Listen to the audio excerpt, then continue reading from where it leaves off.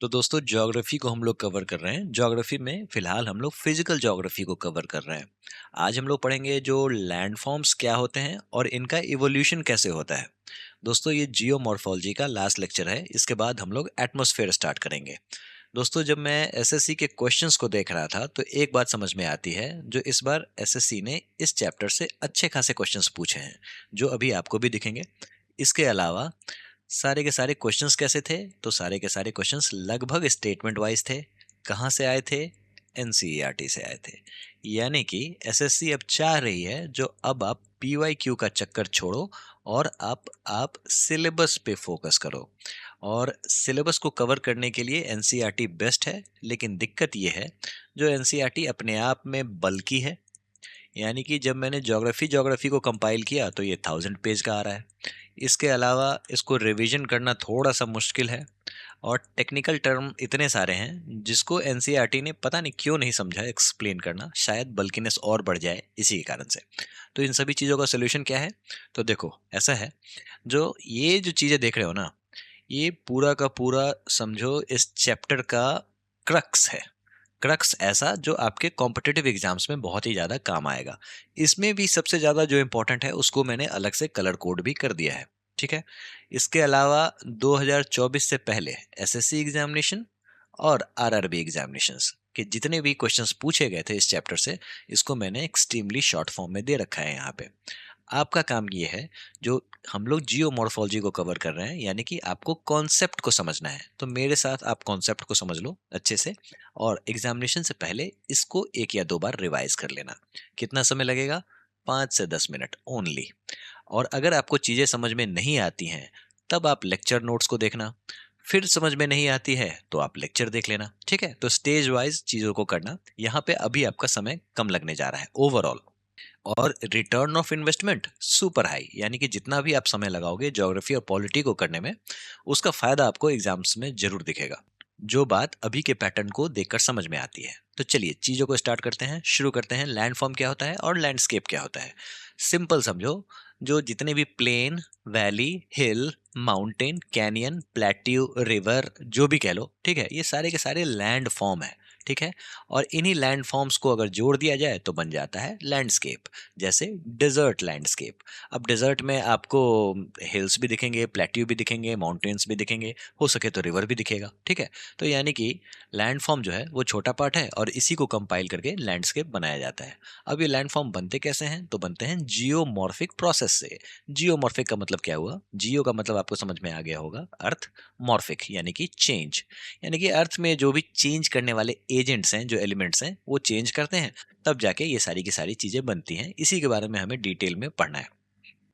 एक बात आपको समझनी होगी, जो जितने भी लैंड फॉर्म है ना, इनकी एक शुरुआत होती है, धीरे धीरे वो शेप को बदलते हैं। ठीक है। और यही चीज चलती आ रही है। और ये होता कैसे है? तो all through the geomorphic processes.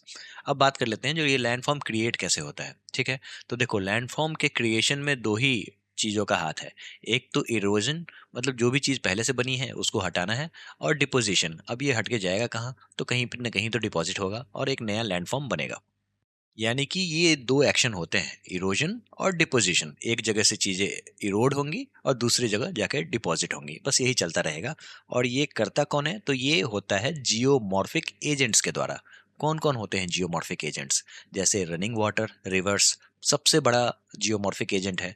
इसके अलावा ग्राउंड वाटर, ये भी अपने आप में लैंडफॉर्म में चेंजेस लाता है। ग्लेशियर्स, जहां भी होगा लैंडफॉर्म में चेंज लाएगा। हवा जहां बहेंगी वहां पे इरोजन करेगी और डिपोजिशन करेगी, यानी कि ये भी एजेंट है। वेव्स, जो समंदर की जो वेव्स होती हैं, वो भी लैंडफॉर्म को क्रिएट करती हैं। इन सभी को हम लोग को आज डिटेल में पढ़ना है। तो जब हम लोग जियोमॉर्फिक प्रोसेस को पढ़ रहे हैं तो जियोमॉर्फोलॉजी में फिलहाल हम लोग हैं कहाँ, वो आपको इस चीज से पता चलेगा, इस फ्लो चार्ट से पता चलेगा। हम लोग फिलहाल पढ़ने वाले हैं जियोमॉर्फिक एजेंट्स के रोल के बारे में, किस तरीके से ये लोग लैंड फॉर्म को शेप करते हैं। देखो, हम लोगों ने पढ़ा था जियोमॉर्फिक प्रोसेस में एंडोजेनिक और एक्सोजेनिक।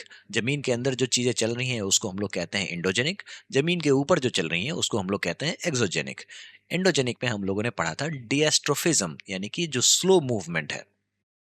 देखो ये जो डायस्ट्रोफिज्म है ना, डायस्ट्रो का मतलब क्या होता है? तो ड्रास्टोफोस का मतलब होता है, ये ग्रीक वर्ड है, इसका मतलब होता है मुड़ा हुआ। हिंदी में कहते हैं ना मुड़ा हुआ, झुका हुआ, ट्विस्टेड, अगर इंग्लिश में बात करें तो। कौन ट्विस्ट हो रहा है? तो अर्थ क्रस्ट का ट्विस्टिंग हो रहा है, मुड़ रहा है, टूट रहा है। बहुत ही स्लो मूवमेंट होता है, आपको पता भी नहीं चलेगा। ठीक है। तो अगर वर्टिकल मूवमेंट होता है, जैसे मान लो इस तरीके का अपवर्ड मूवमेंट हुआ या फिर डाउनवर्ड मूवमेंट हुआ, तो इससे कॉन्टिनेंट बनता है। ठीक है। इसका दो मूवमेंट है, अपवर्ड और डाउनवर्ड। ठीक है। अगर हॉरिजॉन्टल मूवमेंट हुआ तो फिर माउंटेन बिल्डिंग होता है, जिसको हम लोगों ने देखा था पिछले लेक्चर में। हम लोगों ने फोल्ड माउंटेन के बारे में बात की थी। जो हिमालय जो है वो फोल्ड माउंटेन है। यहाँ पे दो कॉन्टिनेंटल प्लेट्स जो हैं वो फोल्ड हो रहे हैं। ठीक है। और इससे हमारा माउंटेन बन रहा है। ठीक है। और इसमें कौन कौन सा फोर्स लग रहा है? तो फोर्सेज ऑफ कंप्रेशन, यानी चीजों को दबाया जा रहा है, या फिर फोर्सेज ऑफ टेंशन, यानी कि चीजें अलग हो रही हैं, जिसको हम लोग ब्लॉक माउंटेन कहते हैं। तो एंडोजेनिक प्रोसेस में एक तो होता है डायस्ट्रोफिज्म। ठीक है। यानी कि ये एक तरीके का स्लो मूवमेंट है, चीजें ट्विस्ट हो रही हैं लेकिन बहुत ही स्लो वे में। एक है सडन मूवमेंट, जिसमें हम लोगों ने पढ़ा था वल्केनिज्म, किस तरीके से ज्वालामुखी फटता है। ठीक है। और वहाँ के लैंडस्केप में चेंजेस लेके आता है। इसके अलावा हम लोगों ने अर्थक्वेक के बारे में भी पढ़ा था, जो किस तरीके से अर्थक्वेक आता है और फिर वहाँ के लैंडफॉर्म में चेंजेस लेके आता है। ये दोनों के दोनों सडन मूवमेंट्स हैं। अब बात कर लेते हैं एक्सोजेनिक मूवमेंट के बारे में, जो कि पृथ्वी के सतह पे होती है। सबसे इंपॉर्टेंट वेदरिंग, जिसमें फिजिकल, केमिकल और बायोलॉजिकल चेंज होता है, जिसको हम लोगों ने पिछले लेक्चर में पढ़ा था। एक बात हमें समझ में आई, जो ये वेदरिंग जो होता है ना, ये इन सीटू होता है, यानी कि जहाँ पे हो रहा है वहीं पे हो रहा है। इसमें कोई एजेंट का रोल नहीं है, ताकि ये कहीं से इरोड करके कहीं पे डिपॉजिट कर दे। जो चीज़ें टूट रही हैं वहीं पे टूट रही हैं। इसके अलावा इरोजन और डिपोजिशन, इसके दो एजेंट हैं। कौन? मतलब ये जो इरोजन और डिपोजिशन जो एक्शन है, जिसके बारे में अभी हम लोगों ने बात की थी, इसके एजेंट कौन कौन है? तो running water, ground water, glacier waves, winds. इसी के बारे में अभी हम लोगों ने पढ़ना है, जो किस तरीके से ये लोग इरोजन करते हैं और डिपोजिशन करते हैं और लैंड फॉर्म में चेंज करते हैं। ठीक है। तो ये चैप्टर इसी पे टिका हुआ है। चलिए एक सवाल देख लेते हैं, जो इस बार के स्टेनो 2025 में आया था। ये मेमोरी बेस्ड क्वेश्चन है। देखो, मैच द कॉलम ए, यानी कि डेन्यूडेशनल प्रोसेस। डेन्यूडेशनल क्या होता है? तो यहाँ पे कीवर्ड है न्यूड, NUDE। यानी कि इरोजन के कारण जो चीज़ें टूट रही हैं ना, फूट रही हैं, जिसमें वेदरिंग भी आता है, मास मूवमेंट भी आता है, इरोजन एंड ट्रांसपोर्टेशन हो रहा है। ठीक है। इन सभी को हम लोग डेन्यूडेशन ही कहते हैं। ठीक है।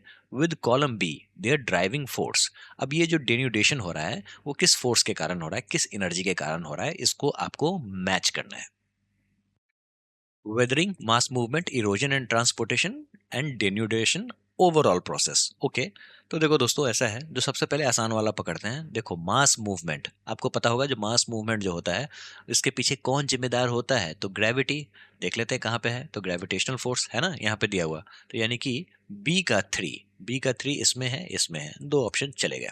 इसके अलावा और भी देख लेते हैं।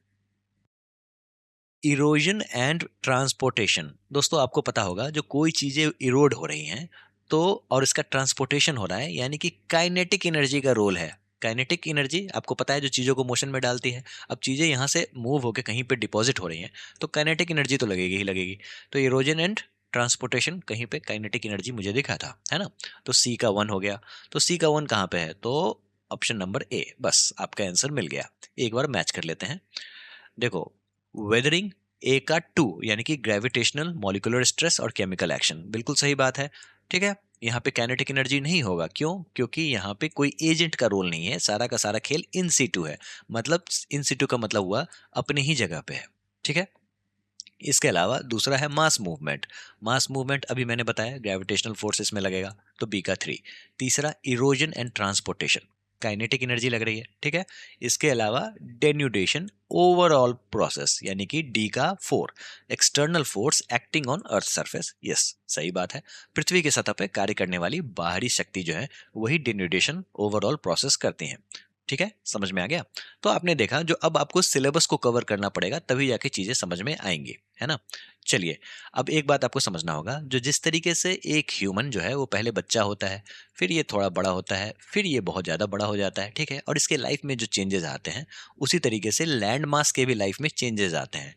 हर लैंड मास आपको शुरू में जवान होता है, फिर वो मैच्योर होता है और फिर वो बूढ़ा हो जाता है। जब जवान होता है तो एनर्जी भी हाई होती है, जैसे हमारे यहाँ होती है, हमारे अंदर होती है। फास्ट इरोजन करता है, स्टीप स्लोप्स बनाता है। आगे बात करेंगे इसके बारे में, बस अभी आप चीज़ों को समझो। मैच्योर क्या होता है?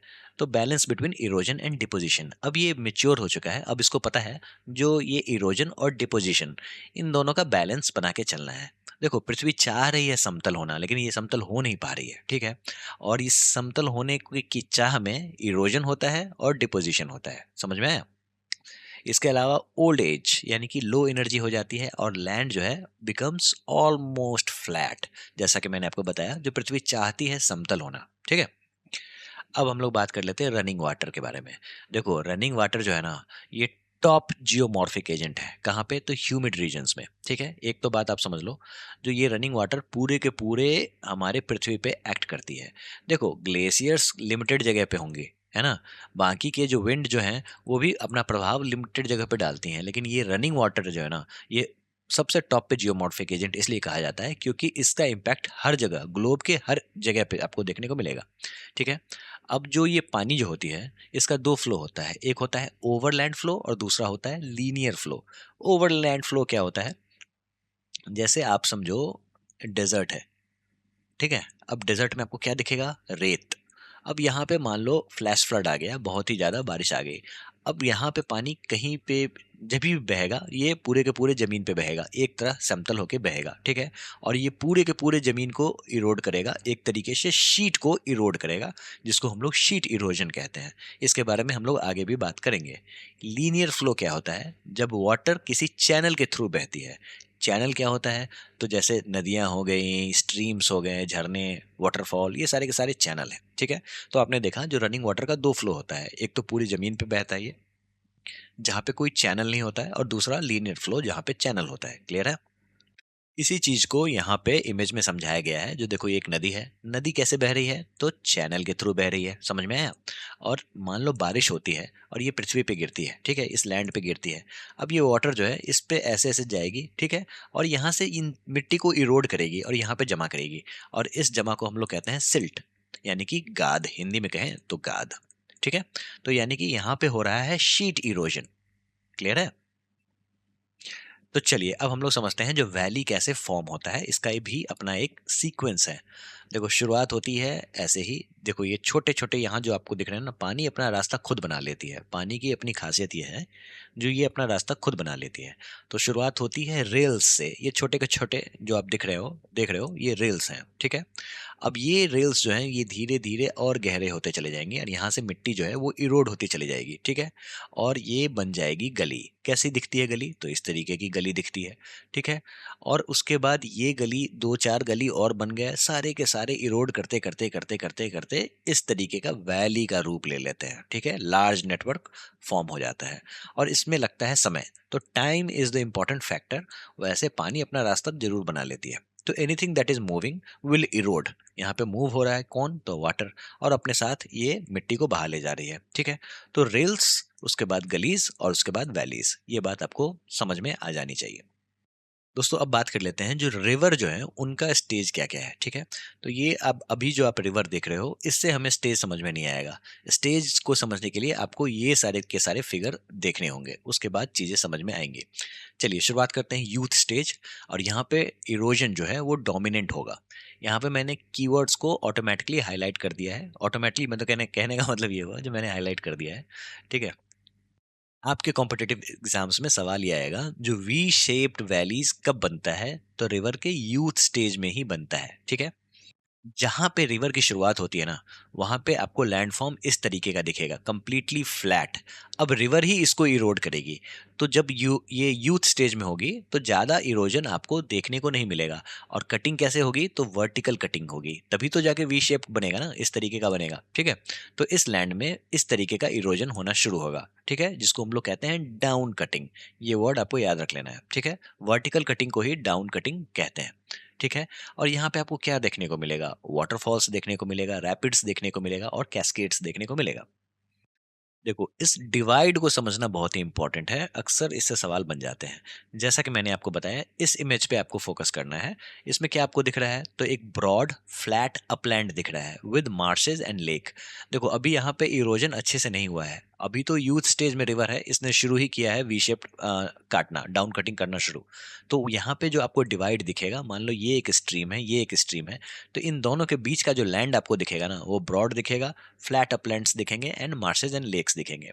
अब वाटरफॉल्स, रैपिड्स एंड कैस्केड्स के बारे में समझ लेते हैं। देखो, नदी अपने शुरुआती दौर में रैपिड्स बनाती है। जब आप ऋषिकेश जाते हो तो वहाँ पे रिवर राफ्टिंग करते हो, तो आपने देखा होगा जो पानी इस तरीके से उछलती है, इसको हम लोग कहते हैं रैपिड्स।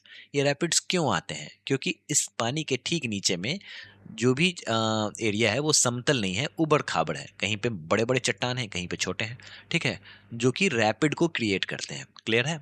वाटरफॉल्स क्या होता है? तो देखो, जैसे मान लो यहाँ से पानी आ रही है, ठीक है, और ये एक हाइट पे जाने के बाद किसी हार्ड रॉक पे यहाँ पे ये टिक गया है, ठीक है, तो इसको ये इरोड नहीं कर पा रहा है, तो ये वाटर जो है वो इस तरीके से वाटरफॉल का शेप ले लेगा। आगे भी इसके बारे में बात करेंगे, ठीक है। तो एक बात आपको समझनी होगी, जो जहाँ पे नदी इरोड नहीं कर पाती है वहीं पे वाटरफॉल्स आपको देखने को मिलता है। अब बात कर लेते हैं मैच्योर स्टेज में, यानी कि बैलेंस स्टेज में। अब ये जो वी शेप्ड वैली है ये और भी डीप हो जाएंगी। तो अगर आपके कॉम्पिटिटिव एग्जाम्स में ये पूछा जाए जो वी शेप्ड वैलीज कौन से स्टेज पे बनती है, तो यूथ स्टेज पे। डीप वी शेप्ड वैलीज कहाँ पे बनती है, तो मैच्योर स्टेज में। डीप का मतलब क्या हुआ, जो अब ये वैली जो है वो वाइडर होगी, ठीक है, यानी कि दोनों साइड से कटिंग होगी। होता ये है ना, जो मान लो ये इस तरीके से रिवर ने यहाँ पे वी बना दिया, यानी कि इरोड कर दिया, ठीक है। अब यहाँ से दोनों साइड से इरोजन होना शुरू होगा, चाहे वो बारिश से हो, ठीक है, या चाहे वो किसी भी कारण से हो, ठीक है, यहाँ पे इरोजन होना शुरू होगा और ये धीरे धीरे धीरे धीरे और भी डीप होते चली जाएगी। दोनों साइड से ये इरोजन करना शुरू कर देगी, ठीक है, जिसको हम लोग डीप वी शेप्ड वैली कहते हैं। वाइडर वैली इरोजन होता है। और यहाँ पे लैटरल इरोजन होगा, जिसको हम लोग कहते हैं वाइडनिंग, अभी जिसके बारे में मैंने आपको बताया, ठीक है। तो ये बात आपको समझनी होगी, इन दोनों का डिफरेंस आपको समझना होगा। अब स्टेटमेंट वाले सवाल आते हैं, तो फिर ऐसे ही सवाल आपको देखने को मिलेंगे। दोस्तों, यहाँ पे मेच्योर स्टेज में वाटरफॉल जो है वो डिसअपियर हो जाता है, ठीक है। ये बात आपको समझनी होगी, क्यों? क्योंकि वाटरफॉल्स जो हैं वैसे चट्टान जहाँ से जिसको रिवर नहीं काट पाती है, तो पानी जो है वो ऊपर से गिरने लग जाता है, जिसको हम लोग वाटरफॉल कहते हैं, है ना। और ये चीज़ आपको मेच्योर स्टेज में नहीं देखने को मिलेगा। यानी कि रिवर जो है अब इस तरीके से लैंड का इसको इसने टोपोलॉजी को चेंज कर दिया, इसको मॉर्फ कर दिया। अब यहाँ पे वाटरफॉल्स आपको देखने को नहीं मिलेगा। यहाँ पे अब आगे बढ़ते जाएगी रिवर तो मिएंडर्स देखने को मिलेगा। मिएंडर्स क्या होता है? तो देखो, नदी जो इस तरीके से चलती है ना, इसी को मिएंडर्स कहते हैं। इसके बारे में हम लोग आगे बात करेंगे, ठीक है। अब जो डिवाइड है, अब आपको कैसा दिख रहा है लैंड? तो डिवाइड आपको यहाँ पे दिखेगा, stream divides became sharp and narrow. यानी कि ये जो फ्लैट लैंड था, अब इसको यहाँ पे शार्प और नैरो लैंड इसने बना दिया। किसने? स्ट्रीम ने, रिवर के स्ट्रीम ने। क्लियर है? अब बात कर लेते हैं ओल्ड स्टेज, यानी कि यहाँ पे डिपोजिशन डोमिनेंट होगा। इन दोनों में इरोजन ज्यादा हो रहा था, अब यहाँ पे डिपोजिशन होगा। अब अगेन यहाँ पे एक्सट्रीमली ब्रॉड और फ्लैट लैंडस्केप देखने को मिलेगा, इस तरीके का। समझ में आया? क्यों? क्योंकि रिवर जो है अब वो प्लेन में एंटर कर चुकी है। अब जब ये प्लेन में एंटर कर गई थी, तो पहले तो देखो इस तरीके का शेप था, तो यहाँ पे अगर रिवर बह रही है तो यहाँ पे नीचे आएगी तो ग्रेविटी के कारण और भी तेजी से नीचे आएगी और रिवर की अपनी वेलोसिटी होगी। लेकिन जब ये प्लेन में एंटर कर जाएगी तो ये थोड़ा सा स्लो हो जाएगा। थोड़ा ही नहीं, बहुत ही ज़्यादा स्लो हो जाएगा when it compares to the youth and mature stage. यानी कि स्लो फ्लो होगा, हैवी डिपोजिशन होगा। ऊपर से ये मलबा लेके आएगा और नीचे डिपॉजिट करेगा, जिसको हम लोग कहते हैं सिल्ट का डिपोजिशन। हिंदी में कहें तो गाद का डिपोजिशन। और ओल्ड एज के रिवर का ही फीचर है ऑक्सबो लेक्स, नेचुरल लीवीज और वास्ट फ्लड प्लेन्स। क्या होते हैं आगे बात करेंगे, ठीक है, बस अभी आप इतना समझ लो। उसके बाद एक और बात आपको समझनी होगी, जो पेनेप्लेन का डेवलपमेंट भी इसी समय में होता है और मोनाडोनॉक्स का भी डेवलपमेंट इसी से होता है। ये क्या होता है? तो पेनेप्लेन मतलब ऑलमोस्ट अ प्लेन। देखो, चारों तरफ पानी फैल रहा है ना, तो ये एक तरीके से पेनेप्लेन क्रिएट कर देता है। जितनी भी पहाड़ हैं, मान लो ऐसे ऐसे जो पहाड़ के जो पत्थर हैं, ठीक है, ये अपने आप में प्लेन हो जाएंगे, ठीक है। इसको हम लोग कहते हैं पेनेप्लेन। और मोनाडोनॉक्स का मतलब क्या होता है? तो आइसोलेटेड हार्ड रॉक हिल्स। इसको आप यहाँ से समझो। देखो, ये आइजनबर्ग है ना, इसी को हम लोग कहते हैं मोनाडोनॉक्स। ये कहाँ का है? तो ये ऑस्ट्रेलिया का है, बड़ा ही फेमस है। यहाँ पे लोग जाके फोटो वोटो खिंचवाते हैं, ठीक है। एकमात्र पत्थर आपको दिखेगा। क्यों? क्योंकि रिवर इसको इरोड ही नहीं कर पाई। देखो यहाँ पे दिख रहा है जो किस तरीके से ये पेनिप्लेन का निर्माण होता है और मोनाडोनॉक का निर्माण होता है। देखो यहाँ पे वैलीज हैं, अब ये वैली जो है वो वाइड होती चली गई, ठीक है। और इधर जो मिट्टी का जो ये वाला पार्ट है, यहाँ भी डेन्यूडेशन और इरोजन हो रहा है, ठीक है। यहाँ भी कटाव हो रहा है, यहाँ भी कटाव हो रहा है, धीरे धीरे धीरे ये पूरी तरीके से पेडिप्लेन में कन्वर्ट हो गया, ठीक है। ये भी पेडिप्लेन में कन्वर्ट हो गया। और ये मोनाडोनॉक यानी कि एक सिंगल रॉक, इसका इरोजन नहीं हो पा रहा है बेचारा, यहाँ पे दिख रहा है ये थोड़ा सा हार्ड है, इसीलिए यहाँ पे टिका हुआ है। अब एसएससी कैसे सवाल पूछ रही है, तो सीधे मोनाडनॉक वर्ड उठा लेगी, पेनिप्लेन उठा लेगी, समझ में आया? दोस्तों अब आपको इस टेबल को फॉलो करना है, ठीक है। इसी से आपका रिवीजन हो जाएगा, इंपॉर्टेंट कॉन्सेप्ट यहीं पे समझ में आ जाएगी, जितनी भी मैंने बातें की हैं यहीं पे सारी चीजें समराइज हो जाएंगी। देखो रिवर के एवोल्यूशन के बारे में हम लोग बात कर रहे हैं, 3 स्टेजेस में ये होता है, youth stage, mature stage, old stage. Primary work क्या होता है, तो इरोजन आपको शुरू में यूथ स्टेज में वर्टिकल इरोजन होता है, मैच्योर स्टेज में लेटरल इरोजन होता है। आपने देख लिया ना, यहाँ पे वी शेप बना और ये वी शेप जो है ये वाइड होता चला गया, क्लियर है। ओल्ड स्टेज में यहाँ पे इरोजन नहीं हो रहा है, डिपोजिशन हो रहा है, क्लियर है। यहाँ से गाद आ रही है, सिल्ट आ रही है, ठीक है। वैली का शेप कैसा है, तो यहाँ पे नैरो वी, वाइड वी और यहाँ पे ब्रॉड फ्लड प्लेन, जिसको हम लोगों ने पेनिप्लेन कहा था। वेलोसिटी यानी कि देखो स्टीपर स्लोप है तो फिर वेरी हाई, मॉडरेट में यहाँ पे मैच्योर स्टेज में मॉडरेट, और ओल्ड स्टेज में तो वो प्लेन में एंटर कर जाती है यानी कि वेरी लो, ठीक है। इसके अलावा यूथ स्टेज में आपको रैपिड और वाटरफॉल्स देखने को मिलेंगे, मैच्योर स्टेज में शार्प डिवाइड्स देखने को मिलेंगे, मतलब पहाड़ ऐसे ऐसे जो लैंडस्केप बनती है ना बीच से नदी, ऐसा डिवाइड आपको देखने को मिलेगा मैच्योर स्टेज में। और आपको ओल्ड स्टेज में ऑक्सबो लेक्स देखने को मिलेगी, जिसको हम लोग आगे डिस्कस करने वाले हैं, क्लियर है। अब बात कर लेते हैं हम लोग वैलीज की, ठीक है। यानी कि ये जो रनिंग वाटर है वो वैलीज कैसे बनाती है या फिर क्या क्या और इरोजन करती है, इन सभी चीजों के बारे में पढ़ेंगे, ठीक है। तो हम लोगों ने देखा था जो किस तरीके से एक शुरुआत में एक रिल, वाटर की जो रिल होती है वो आपस में कनेक्ट करते करते एक गली में कन्वर्ट होती है और फिर बाद में ये वैलीज बना देती है, ठीक है। गॉर्ज क्या होता है, ठीक है। गॉर्ज ये होता है जो deep valley with very steep steep straight sides, जो आपको इमेज में यहाँ पे दिख रहा है, ठीक है। Top and bottom width are almost equal formed in hard rocks, ये बात आपको समझनी होगी, सबसे इंपॉर्टेंट पार्ट है। अब एक एक करके चीजों को डिकोड करते हैं। देखो मैं गया था नेपाल, नेपाल में कहाँ गया था, तो मैं गया था मुक्तिनाथ, भगवान विष्णु का बहुत ही बड़ा टेम्पल है, सर्च करना नेट पे पता चलेगा आपको, ठीक है। अब एक तरफ है अन्नपूर्णा रेंज और एक तरफ है धौलागिरी रेंज, क्लियर है। दो माउंटेन मुझे दिखे, एक तरफ अन्नपूर्णा रेंज पूरा रेंज है और दूसरी तरफ था धौलागिरी रेंज। बीच में था वर्ल्ड का डीपेस्ट गॉर्ज, इसी को कहते हैं गॉर्ज। गॉर्ज क्या होता है, तो डीप वैली, यहाँ पे बीच में नदी बह रही थी, कौन सी नदी बह रही थी, तो काली गंडकी नदी बह रही थी, ठीक है। तो वर्ल्ड का डीपेस्ट गॉर्ज कहाँ पे है, तो नेपाल में है। कौन बनाता है, कौन सी नदी बनाती है, तो काली गंडकी रिवर बनाती है। अब ये जो पहाड़ों को ना इक्वली कट कर रही है, बहुत ही स्टीप कट कर रही है और बहुत ही डीप। अब समझो हम लोग गाड़ी से यहाँ से जा रहे हैं, इतना नीचे में इतनी बड़ी खाई है, ठीक है, जिसको हम लोग गॉर्ज कहते हैं।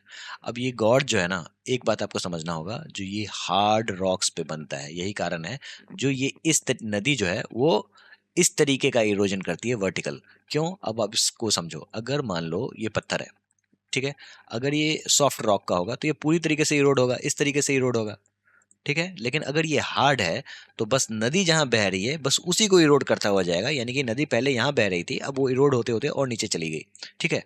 तो एक डीप वैली क्रिएट होता है, गॉर्ज, इसी को कहते हैं हम लोग, समझ में आया? तो कीवर्ड आपके लिए ये है, जो ये हार्ड रॉक पे ही गॉर्ज बनता है, बहुत बार सवाल पूछ चुके हैं, ठीक है। और ऑलमोस्ट इक्वल कटिंग करती है, क्यों, क्योंकि नदी अपने ही रेंज में कट मारती है, ठीक है। अब कैनियन क्या होता है, तो ठीक इसका उल्टा, यहाँ पे आपको सॉफ्ट रॉक देखने को मिलेगा, सेडिमेंट्री रॉक देखने को मिलेगा, कहीं पे हार्ड कहीं पे सॉफ्ट। तो इससे क्या लैंडस्केप बनता है, तो सबसे पहली बात, कैनियन में आपको steep step like side slopes देखने को मिलेंगे, ठीक है। देखो यहाँ पे स्टेप की तरह है ना, ये सीढ़ी की तरह स्लोप्स बन रहे हैं, ठीक है। ये अमेरिका में एक जगह है कोलोराडो, वहाँ पे ग्रैंड कैनियन है, और वहीं का ये इमेज है, बहुत ही इंपॉर्टेंट, वहाँ पे रिवर बहती है मिसिसिपी, उसी ने इस तरीके का ये कैनियन बनाया है।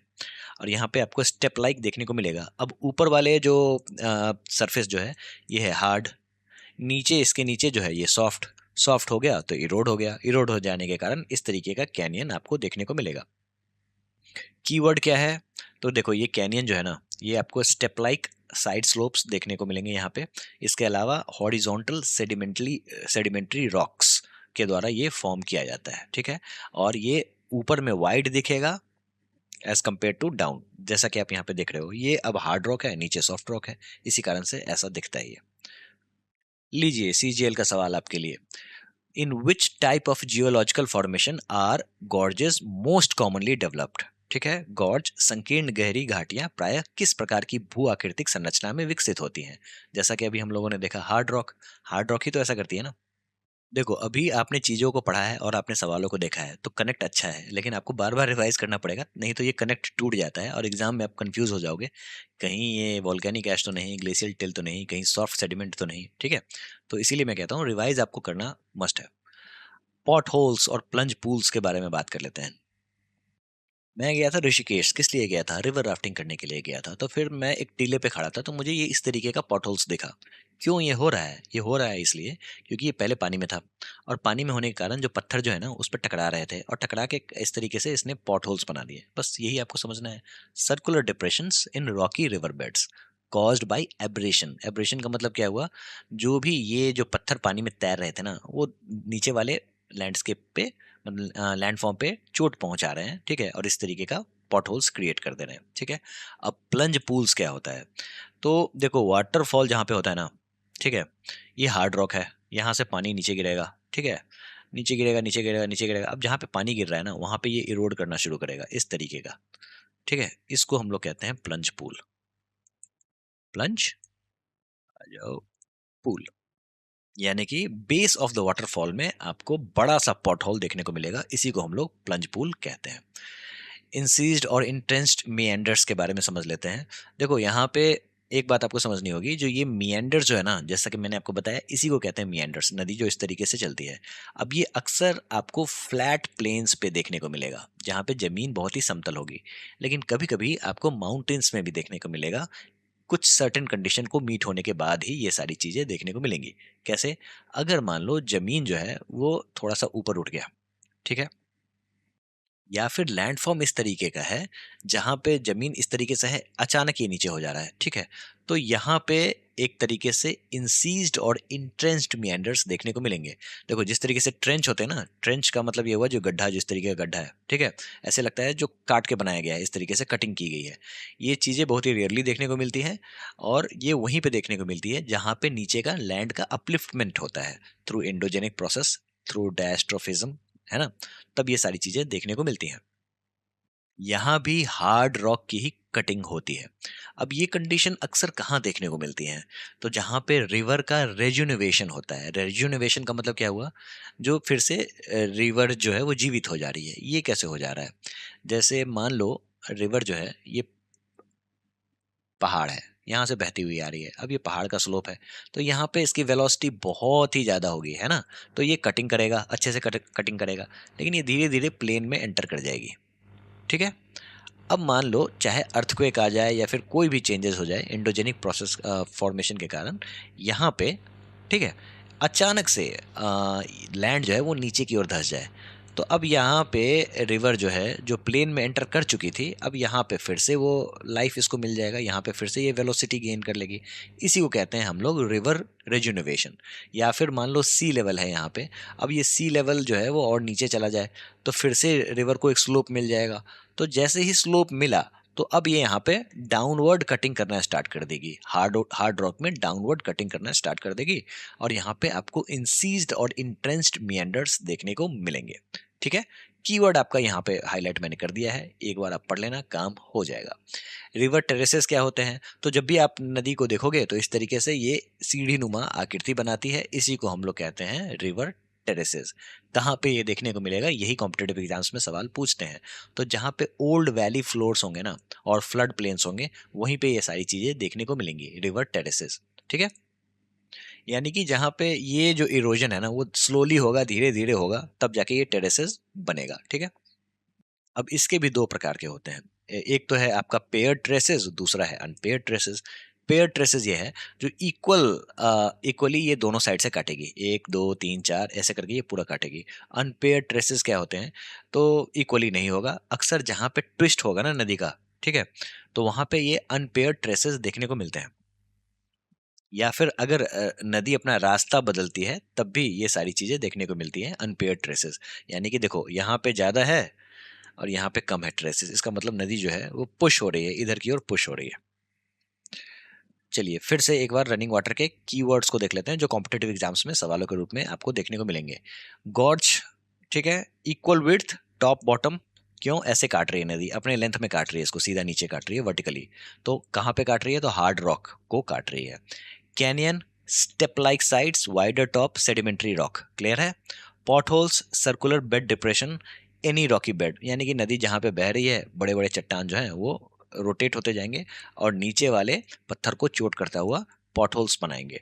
प्लंज पूल्स, वाटरफॉल का जो बॉटम होता है वहां पे एक बड़ा सा गड्ढा बन जाता है जिसको हम लोग प्लंज पूल कहते हैं। ठीक है। Base of waterfall, foot of falls. Terraces, old flood plain levels, valley sides. इतना ही आपको याद करना है। ठीक है।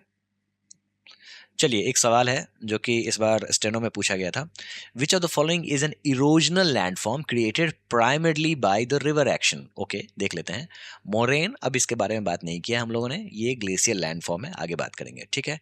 डेल्टा, डेल्टा इरोजनल लैंडफॉर्म नहीं है, ये डिपोजिशनल है। डिपोजिशनल लैंडफॉर्म है, अभी हम लोग डिपोजिशनल लैंडफॉर्म के बारे में बात ही हम लोगों ने नहीं किया है, आगे समझेंगे। गॉर्ज बिल्कुल है भाई साहब। ठीक है। तो ये आपका आंसर होगा। लीवी, ये भी डिपोजिशनल है, अभी हम लोग आगे बात करेंगे। ठीक है। नेचुरल लीवी इसको कहते हैं, प्राकृतिक तटबंध। तो right answer will be gorge. तो यानी कि आपने देख लिया, गॉर्ज से दो सवाल आ गए, एक तो हार्ड रॉक वाला, हार्ड रॉक कैफे, और दूसरा ये वाला। अब बात कर लेते हैं रिवर के डिपोजिशनल लैंडफॉर्म के। अभी तक तो हम लोगों ने देखा था जो रनिंग वाटर किस तरीके से काट रही है, यानी कि इरोड कर रही है। अब डिपॉजिट कहाँ पे करती है, वो उन सभी चीजों को हम लोग देखते हैं। ठीक है। देखो डिपोजिशन तब होता है जब रिवर अपनी एनर्जी को खोती है। अभी हम लोगों ने देखा यूथ स्टेज में और मेच्योर स्टेज में रिवर जो है फुल ऑफ एनर्जी होती है और चीजों को पहाड़ से इरोड करते हुए जमीन पे लेके आती है, प्लेन्स पे लेके आती है। प्लेन्स पे जैसे ही आएगी अपनी एनर्जी खो देगी, और एनर्जी को जैसे ही खोती है यहाँ पे डिपोजिशन स्टार्ट हो जाता है। किस चीज़ का डिपोजिशन होता है, तो या तो बालू लेके आएगी, सैंड, रेत जिसको कहते हैं। इसके अलावा गाद यानी कि सिल्ट, फाइन सैंड को हम लोग सिल्ट कहते हैं। और ग्रेवल यानी कि छोटे छोटे जो पत्थर होते हैं उसको हम लोग ग्रेवल कहते हैं। एल्यूवियल फैंस क्या होते हैं, तो देखो दोस्तों ऐसा है ना, जो यहाँ से नदी आ रही है और आते ही इसकी जमीन खिसक गई, मतलब जमीन जमीन खिसक गई का मतलब यह है जो यहाँ पे नदी को एक तरीके से ऊपर से गिरना पड़ रहा है नीचे। अब जहाँ पे ये गिर रही है, ठीक है, उतने भी हाइट पे नहीं है जो वाटरफॉल बन जाए, लेकिन थोड़े से हाइट से ही नीचे आ रही है। तो फिर जितना भी डिपोजिशन है वो यहीं पे होता चला गया और ये एक तरीके से फैन का शेप ले लिया इसने। ठीक है। तो यानी कि एल्यूवल फैंस आपको कहाँ देखने को मिलेगा, तो जहाँ पे स्ट्रीम्स जो हैं वो माउंटेन्स को छोड़ती हैं और फ्लैट प्लेन्स में एंटर करती हैं, तो यहाँ पे आपको एल्यूवल फैंस देखने को मिलेगा। एल्यूवल क्या होता है, तो मिट्टी होती है, एल्यूवियम सॉइल। आगे जब हम लोग मिट्टी के बारे में पढ़ेंगे तो चीज़ें समझ में आएंगी। बस आप समझ लो जो नदी जो मिट्टी कैरी करती है ना उसको एल्यूवियम एल्यूवियम कहते हैं। ठीक है। और ये बहुत ही हैवी लोड लेके आती है, मतलब इसमें पत्थर गिट्टी वगैरह सब सारी चीज़ें होती हैं। ठीक है। और ये इस तरीके से एक तरीके का कोन शेप बनाती हैं। अब मान लो आप इमेजिन करो यहाँ से नदी चली, नदी चलने के बाद इस तरीके से इसने कोन शेप बना दिया, ये हो गया आपका फैन, एल्यूवल फैन। अब यहाँ से छोटे छोटे स्ट्रीम्स बनने शुरू हो जाएंगे। ठीक है। नदी जो है वो इस तरीके से स्ट्रीम्स में बदल जाएंगी। ठीक है, जिसको हम लोग डिस्ट्रीब्यूटरी कहते हैं। देखो ये अगर नदी बह रही है, ठीक है, और अगर नदी में और भी कोई दूसरी नदी आके मिल रही है तो ये सारी की सारी हो गई ट्रिब्यूटरी। ठीक है। और आगे जाके ये नदी अगर डिफरेंट नदियों में बट जाती है तो इसको हम लोग कहते हैं डिस्ट्रीब्यूटरी। तो यहाँ पे डिस्ट्रीब्यूटरी का निर्माण हो रहा है। क्लियर है। अब यहाँ पे एक और बात समझो, जो जहाँ पे जिस ह्यूमिड क्लाइमेट होगा तो यहाँ पे ये कोन जो है वो थोड़ा सा छोटा बनेगा, जेंटल स्लोप बनेगा। ठीक है। लेकिन जहाँ पे सुखाड़ वाला इलाका होगा तो यहाँ पे ये कोन बहुत ही हाई कोन्स बनेंगे और स्टीप स्लोप्स आपको देखने को मिलेंगे। ठीक है। अब आपने जब एल्यूवियल फैन समझ लिया तो डेल्टा के बारे में भी समझ लो। ठीक है। ये कहाँ पे बनता है, तो at the mouth of the river where it meets the sea और द लेक। नदी बहती हुई आ रही है और मिल जाती है समंदर में। समंदर में जहाँ पे मिलती है तो वहाँ पे बहुत सारे डिपॉजिट्स लेकर आती है। ठीक है। और यहाँ पे ये डिपॉजिट्स जो है वो जमा कर देती है, और जमा करने के बाद इस तरीके से फैंस का निर्माण होता है और इसका सबसे बेस्ट एग्जाम्पल है सुंदरबन डेल्टा। ठीक है, ये डेल्टा वर्ल्ड का सबसे लार्जेस्ट डेल्टा है, गंगा और ब्रह्मपुत्र और मेघना रिवर को मिलके बनता है। ठीक है, अब जो हम लोगों ने एल्यूवल फैंस पढ़ा था और इसमें क्या डिफरेंस है, तो यहाँ पे जो भी डिपॉजिट्स होंगे ना वो वेल सॉर्टेड एंड लेयर्ड होंगे। अब देखो एल्यूवल फैंस में क्या होता है ना, जैसे मान लो एक ट्रक है, ट्रक की फोटो ऐसी क्यों मैंने बना दी भाई, चलो ये ट्रक है, ठीक है। अब ये कहीं पे अनलोड करेगा चीजों को तो ये मिट्टी का ढेर बन जाएगा, टीला बन जाएगा, यही है आपका एल्यूवल फैंस। लेकिन यहाँ पे क्या है, ये चीजें दूर तक फैलेंगी, ये इस तरीके से डेल्टा बनाएंगी। समझ में आ गया?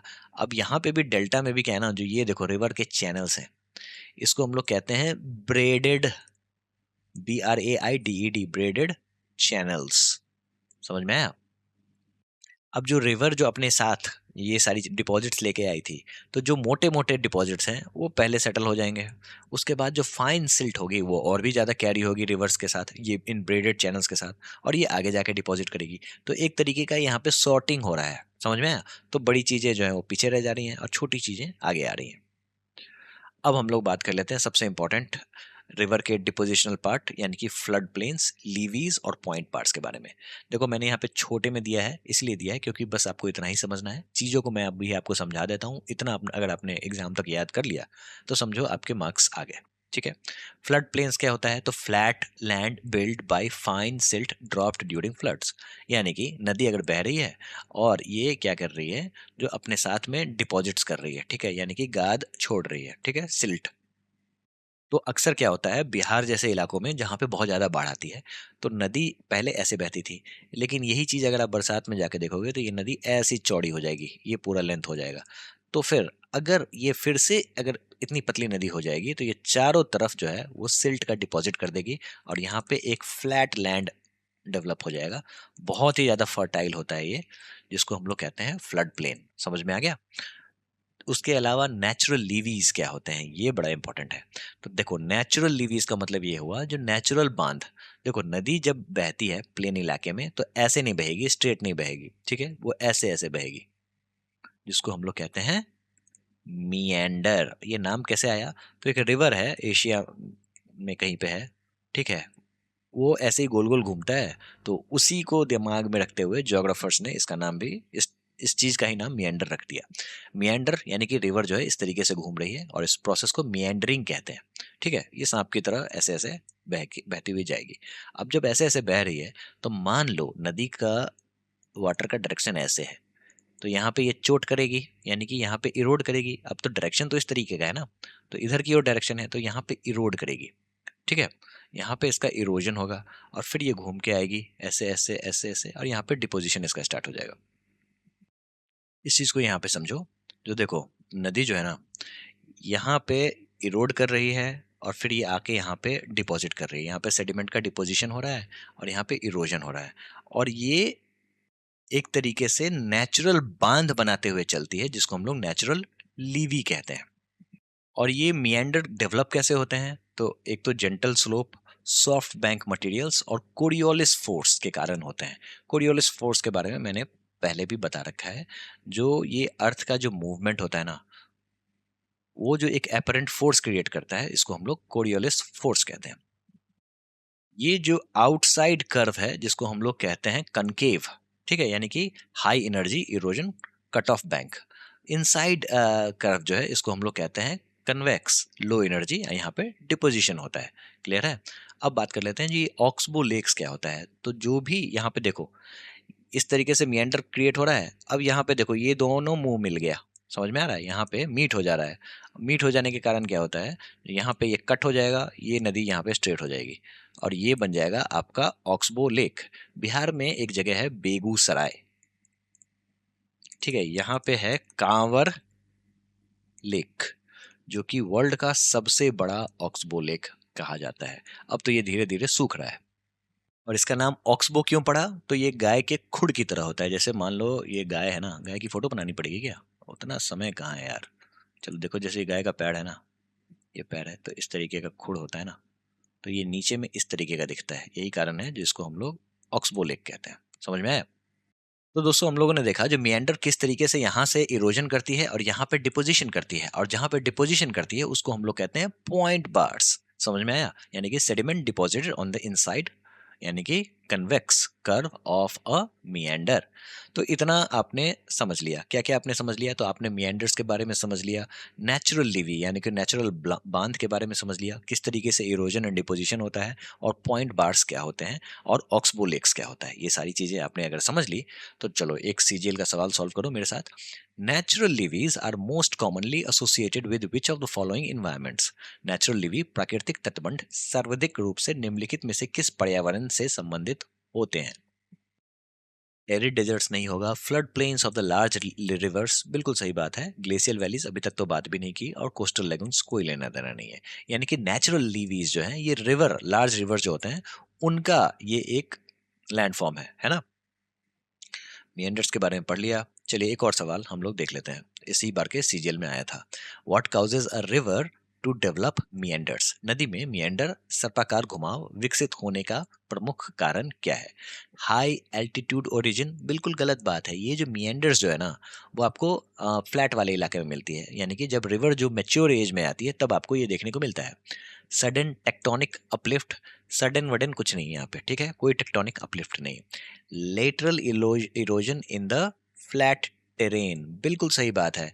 दोस्तों हम लोगों ने देखा था जो यूथ एज में रिवर इस तरीके की वी वैली बनाती है, फिर इसका मैच्योर स्टेज में लेटरल इरोजन होता है और ये वी जो है वो वाइड हो जाता है, और जब ये फ्लैट प्लेन्स में आ जाती है तो मिएंडर्स के रूप में ये लेटरल इरोजन करती है, मतलब काटती रहती है, यहाँ पे काट रही है, यहाँ पे काट रही है। तो इसको हम लोग कहते हैं lateral erosion in the flood terrain, flat terrain. Clear है? तो this will be the right answer. Ocean currents influence कोई मतलब नहीं है इस बात का, ठीक है। चलिए अब हम लोग रिवर्स के बारे में भी पढ़ लिया हम लोगों ने, तो यानी कि ग्राउंड वाटर को हम लोगों ने निपटा दिया। हम लोगों ने देख लिया जो इरोजन कैसे होता है, डिपोजिशन कैसे होता है, इंपॉर्टेंट कीवर्ड्स भी पढ़ लिया और उसको रिवाइज भी कर लिया। और फिर जब मैंने फाइनल रिवीजन शीट दिया है उससे आप एक बार और रिवाइज कर लेना। बात कर लेते हैं ग्राउंड वाटर कास्ट टोपोग्राफी की। कास्ट टोपोग्राफी क्या मतलब होता है? तो इसका मतलब ये होता है जो इस तरीके की टोपोग्राफी जो कि ग्राउंड वाटर के कारण तैयार होती है। लेकिन दिक्कत ये है जो ये ग्राउंड ग्राउंड वाटर कहाँ पे होना चाहिए? जहाँ पे लाइमस्टोन या फिर डोलोमाइट, इन्हीं दोनों का रॉक टाइप होगा, वहीं पे ये कास्ट टोपोग्राफी देखने को मिलेगी।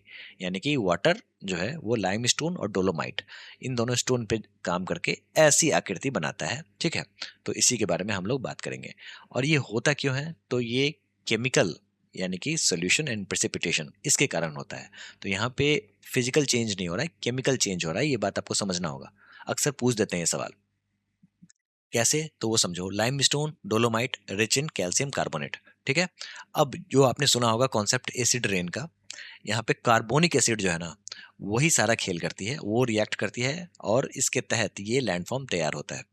वाटर जो है वो वर्टिकली इस तरीके से जॉइंट में घुसती है और उसके बाद अंदर में ये हॉरिजॉन्टली मूव करती है और रॉक्स को डिसॉल्व करती है, मतलब एसिड के कारण रॉक का डिसॉल्वेशन होता है, डिसोल्यूशन होता है, ठीक है।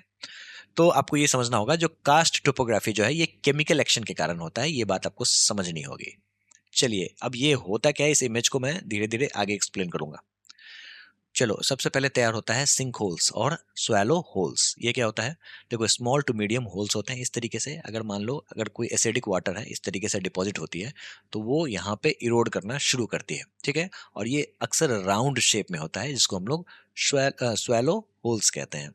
अब ये और भी ज़्यादा डीप होगा तो बन जाएगा सिंक होल, ठीक है, यानी कि एक सर्कुलर ओपनिंग, और ऊपर में फनेल शेप्ड बॉटम में रहेगा, मतलब इस तरीके का फनेल शेप होगा और ऊपर में चौड़ा मुंह खुला हुआ, ठीक है।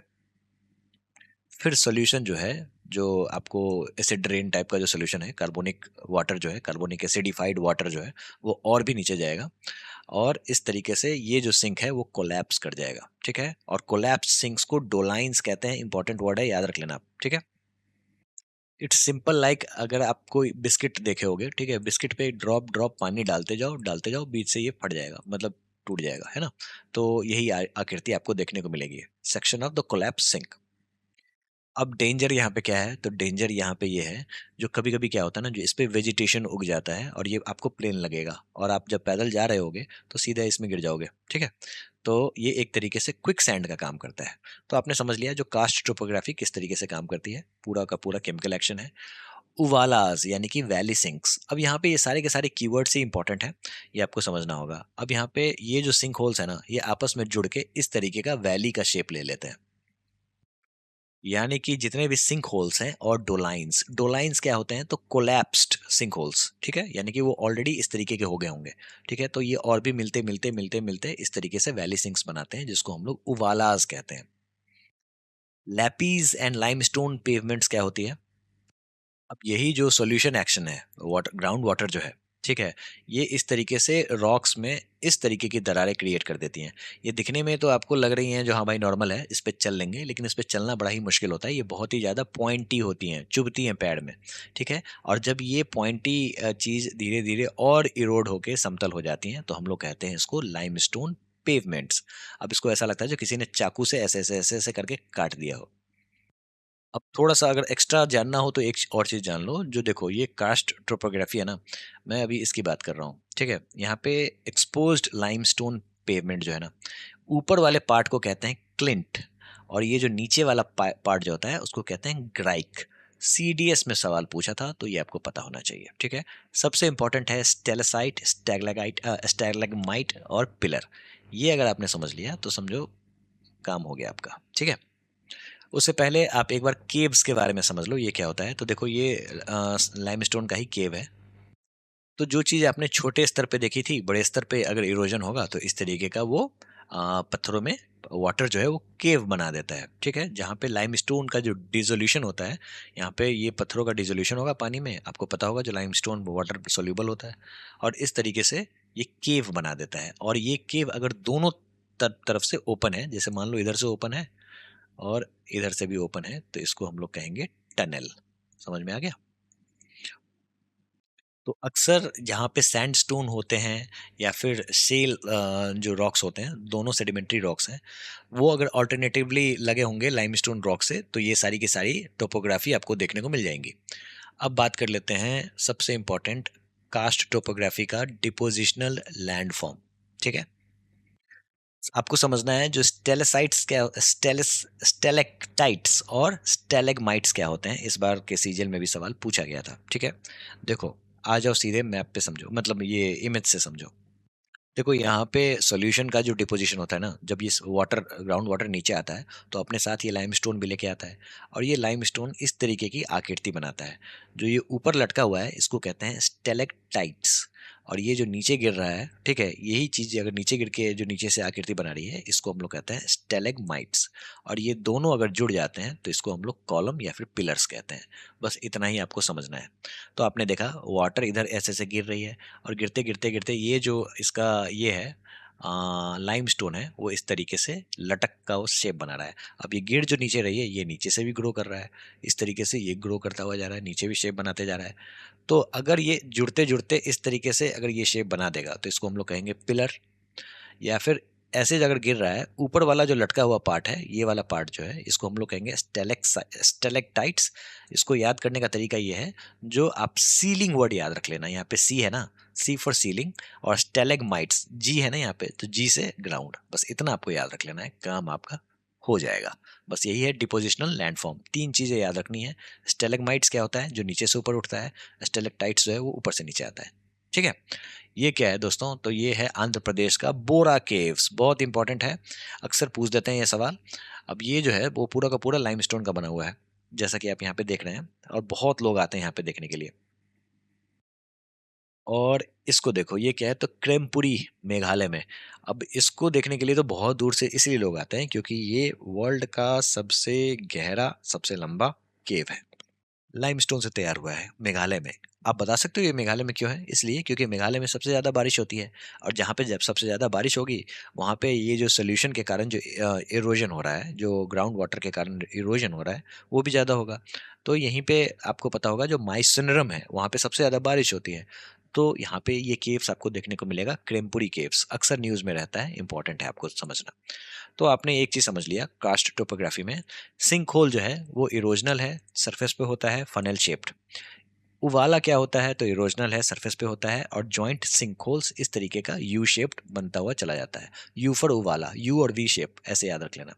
लैपीज बहुत ही इंपॉर्टेंट है, इरोजनल है, सरफेस पे होता है, और जैग्ड रिजेस बनाता है।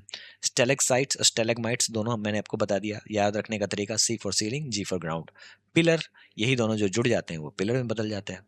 और इसके अलावा हम लोगों ने बोरा केव्स और क्रेमपुरी मेघालय में को भी देख लिया।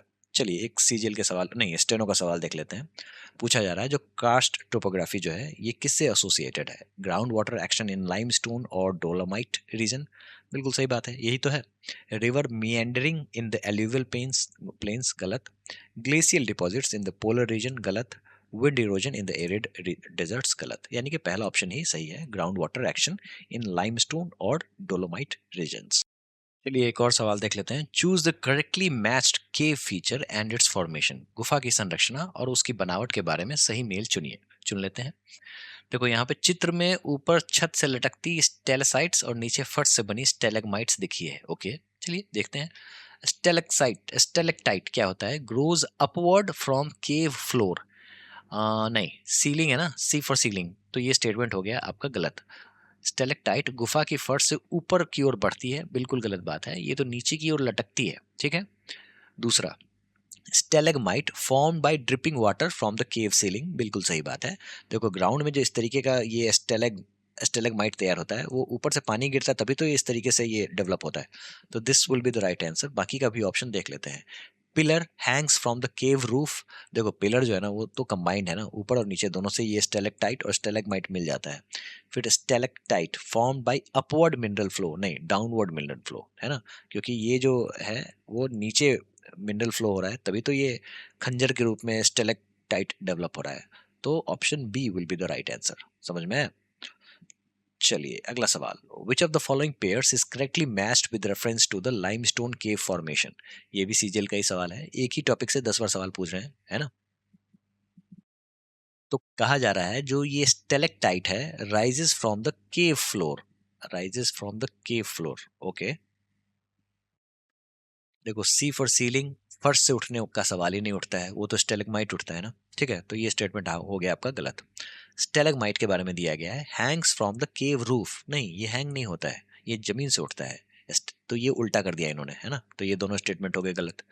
Pillar formed by union of stalactite and stalagmite, बिल्कुल सही बात है, यही तो है, हम लोगों ने पढ़ा था। एक और लास्ट ऑप्शन है, stalagmite formed by water falling from floor. Falling from ceiling not floor, है ना, तो ये स्टेटमेंट भी गलत हो गया। तो option number C will be the right answer. और इसी के साथ हम लोग ग्लेशियल लैंडफॉर्म की ओर चलते हैं, समझते हैं जो ये ग्लेशियर्स जो होते हैं वो कैसे इरोजन करते हैं और डिपोजिशन करते हैं। ठीक है, बहुत इंपॉर्टेंट है, अक्सर सवाल पूछते हैं। अब ग्लेशियर्स होता क्या है? तो ये होता है रिवर ऑफ आइस, सिर्फ ice ice ice. Glaciers are masses of ice moving due to gravity. अब इतना बड़ा समझो बर्फ का ढेर है, वो तो मूव करेगा, कैसे मूव करेगा? तो इसको मूव करने के लिए भाई एक ही चीज काम आ सकती है, वो है ग्रेविटी, और किसी की हिम्मत ना है जो इसको मूव कर दे, है ना।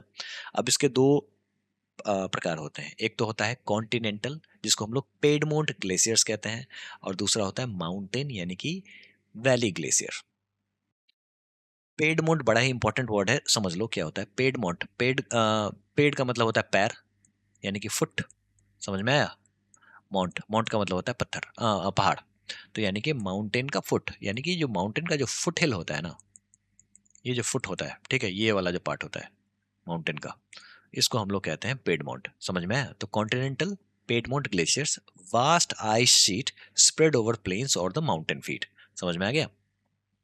अगर इमेज की बात करें तो ये वाला जो है ना ग्लेशियर, इसको हम लोग कहेंगे piedmont glacier. Mountain valley glaciers क्या होते हैं? तो linear flows moving downward down mountain slopes in trough. तो आपने एक चीज समझा, जो हमारे यहाँ हिमालय में जो ग्लेशियर्स होंगे ना वो होंगे आपको mountain valley glaciers, alpine glaciers भी इसको कह लो, ठीक है, यानी कि माउंटेन में। लेकिन अगर आप पहुंच जाओ एंटार्क्टिका, वहां पे आपको कॉन्टिनेंटल ग्लेशियर्स दिखेंगे, यानी कि जमीन के सतह पे ही बड़ा सा बर्फ का मास है ना, ग्लेशियर्स हैं। तो इसको हम लोग कहेंगे कॉन्टिनेंटल ग्लेशियर्स। समझ में आया? मूवमेंट इनका क्या होता है? तो बहुत ही स्लो होता है, क्यों? क्योंकि मास बहुत ही ज्यादा है, तो धीरे धीरे मूव करेगा। कितना? तो या तो मतलब प्रतिदिन जो ग्लेशियर खिसकता है ना, या तो सेंटीमीटर से लेके मीटर, बस इतना ही, उससे ज़्यादा नहीं। और इरोजन क्यों हो रहा है? तो भाई इतना ज़्यादा वेट है ना आइस का, ठीक है? तो वही जो इरोजन है, वही इरोजन करते हुए चलता है। मतलब एब्रेशन और प्लकिंग, यानी कि एब्रेशन का मतलब हुआ स्क्रैच करेगा और प्लकिंग का मतलब लिफ्ट रॉक फ्रैगमेंट्स। इसको आप ऐसे नहीं समझोगे, ऐसे समझो।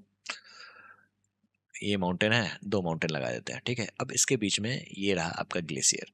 सबसे पहली बात, ग्लेशियर का जो मूवमेंट होगा ना, वो इस तरीके का होगा और ये टंग के शेप का दिखाई देगा आपको, ठीक है? अब मूवमेंट सबसे ज़्यादा कहाँ पे होता है, ये भी कभी-कभी पूछ देते हैं। तो मूवमेंट ग्लेशियर का सबसे ज़्यादा होता है बीच में, ठीक है? इन मिड, यहाँ पे मूवमेंट सबसे ज़्यादा होता है। बाकी सभी जगह फ्रिक्शन लग रहा होता है।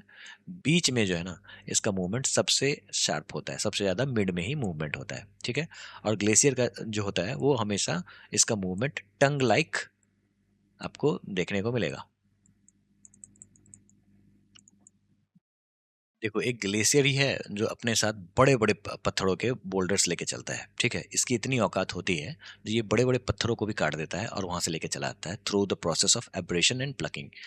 इसको आप ऐसे समझो, जो मान लो ये पत्थर है, ठीक है? अब इसके अंदर भर के मतलब अंदर पानी चला गया, इतनी ही दूर में पानी चला गया।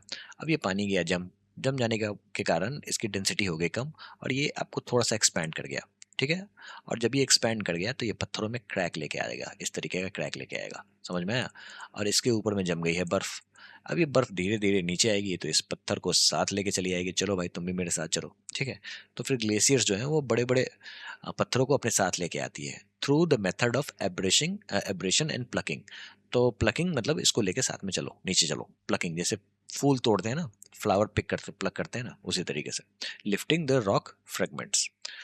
अब कॉन्टिनेंटल ग्लेशियर्स देख लो, ये ऐसा है दिखेगा आपको, ये अंटार्कटिका का ग्लेशियर है, पूरा का पूरा ग्लेशियर ही है। अब हम लोग एक और चीज़ आप समझ लो, जो इस वीडियो के बाद आप स्टैटिक जीके का देख लेना video, glaciers in India and the world. आपको और भी चीज़ें आसानी से समझ में आ जाएंगी, ठीक है? यानी कि यहाँ पे तो आप जियोमॉर्फोलॉजी के हिसाब से चीज़ें पढ़ रहे हो ना, वहाँ पे अगर उसको भी कवर कर लोगे तो आपका ग्लेशियर पार्ट ही खत्म हो जाएगा। दोस्तों, अब बात कर लेते हैं जो ग्लेशियर जो इरोजन करती है, उसके क्या क्या टर्म्स आपको जानने चाहिए, ठीक है? सबसे पहले आपको जानना है सर्क, बहुत इंपॉर्टेंट है, ये क्या है? तो it's like an arm chair common glaciated mountain landform, ठीक है? शेप कैसा होता है? Deep long wide trough with steep concave walls. और ये डेवलप करता है tarn lake, a lake formed within a cirque after the ice melts. ऐसे चीजें समझ में नहीं आएंगी, इमेज देखो समझ में आ जाएंगी, ठीक है? देखो यहाँ पे बर्फ जम गई, ठीक है? तो इस तरीके का जो ये डिप्रेशन जो क्रिएट कर देता है ना, इसको हम लोग कहते हैं सर्क। क्लियर है? और भी ज्यादा डिप्रेशन हो जाएगा तो यहाँ पे बर्फ पिघलेंगी और यहाँ पे ये बन जाएगा टार्न लेक, ठीक है? और ये टार्न लेक देखो यहाँ से पानी को डिपॉजिट कर रही है यू शेप्ड ट्रंक वैली में, ठीक है? चलिए और देखते हैं क्या टर्म है। Horns and एरिटीज। हॉर्न क्या होते हैं? Sharp pointed peaks formed when three और more cirques erode headward. Example Mount Everest और मैटरहॉर्न।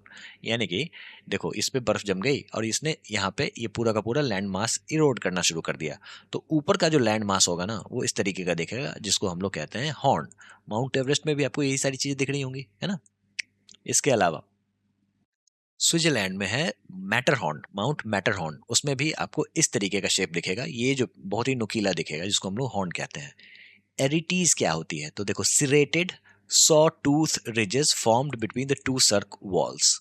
अब मान लो ये एक सर्क हो गया, ये डेवलपमेंट। अब इसी के ठीक पीछे में यहाँ पे भी एक और सर्क होगा। इसके बीच का जो ये जो रिज फॉर्मेशन है ना, ये बहुत ही शार्प होता है, जिसको हम लोग कहते हैं एरिटी। फ्रेंच वर्ड है ये एरिटी। समझ में आया? Glacial valleys you shaped valley बनाती है ये, जैसा कि मैंने आपको बताया, जो ये टंग लाइक मूवमेंट होता है इनका। किसका? तो ग्लेशियर का।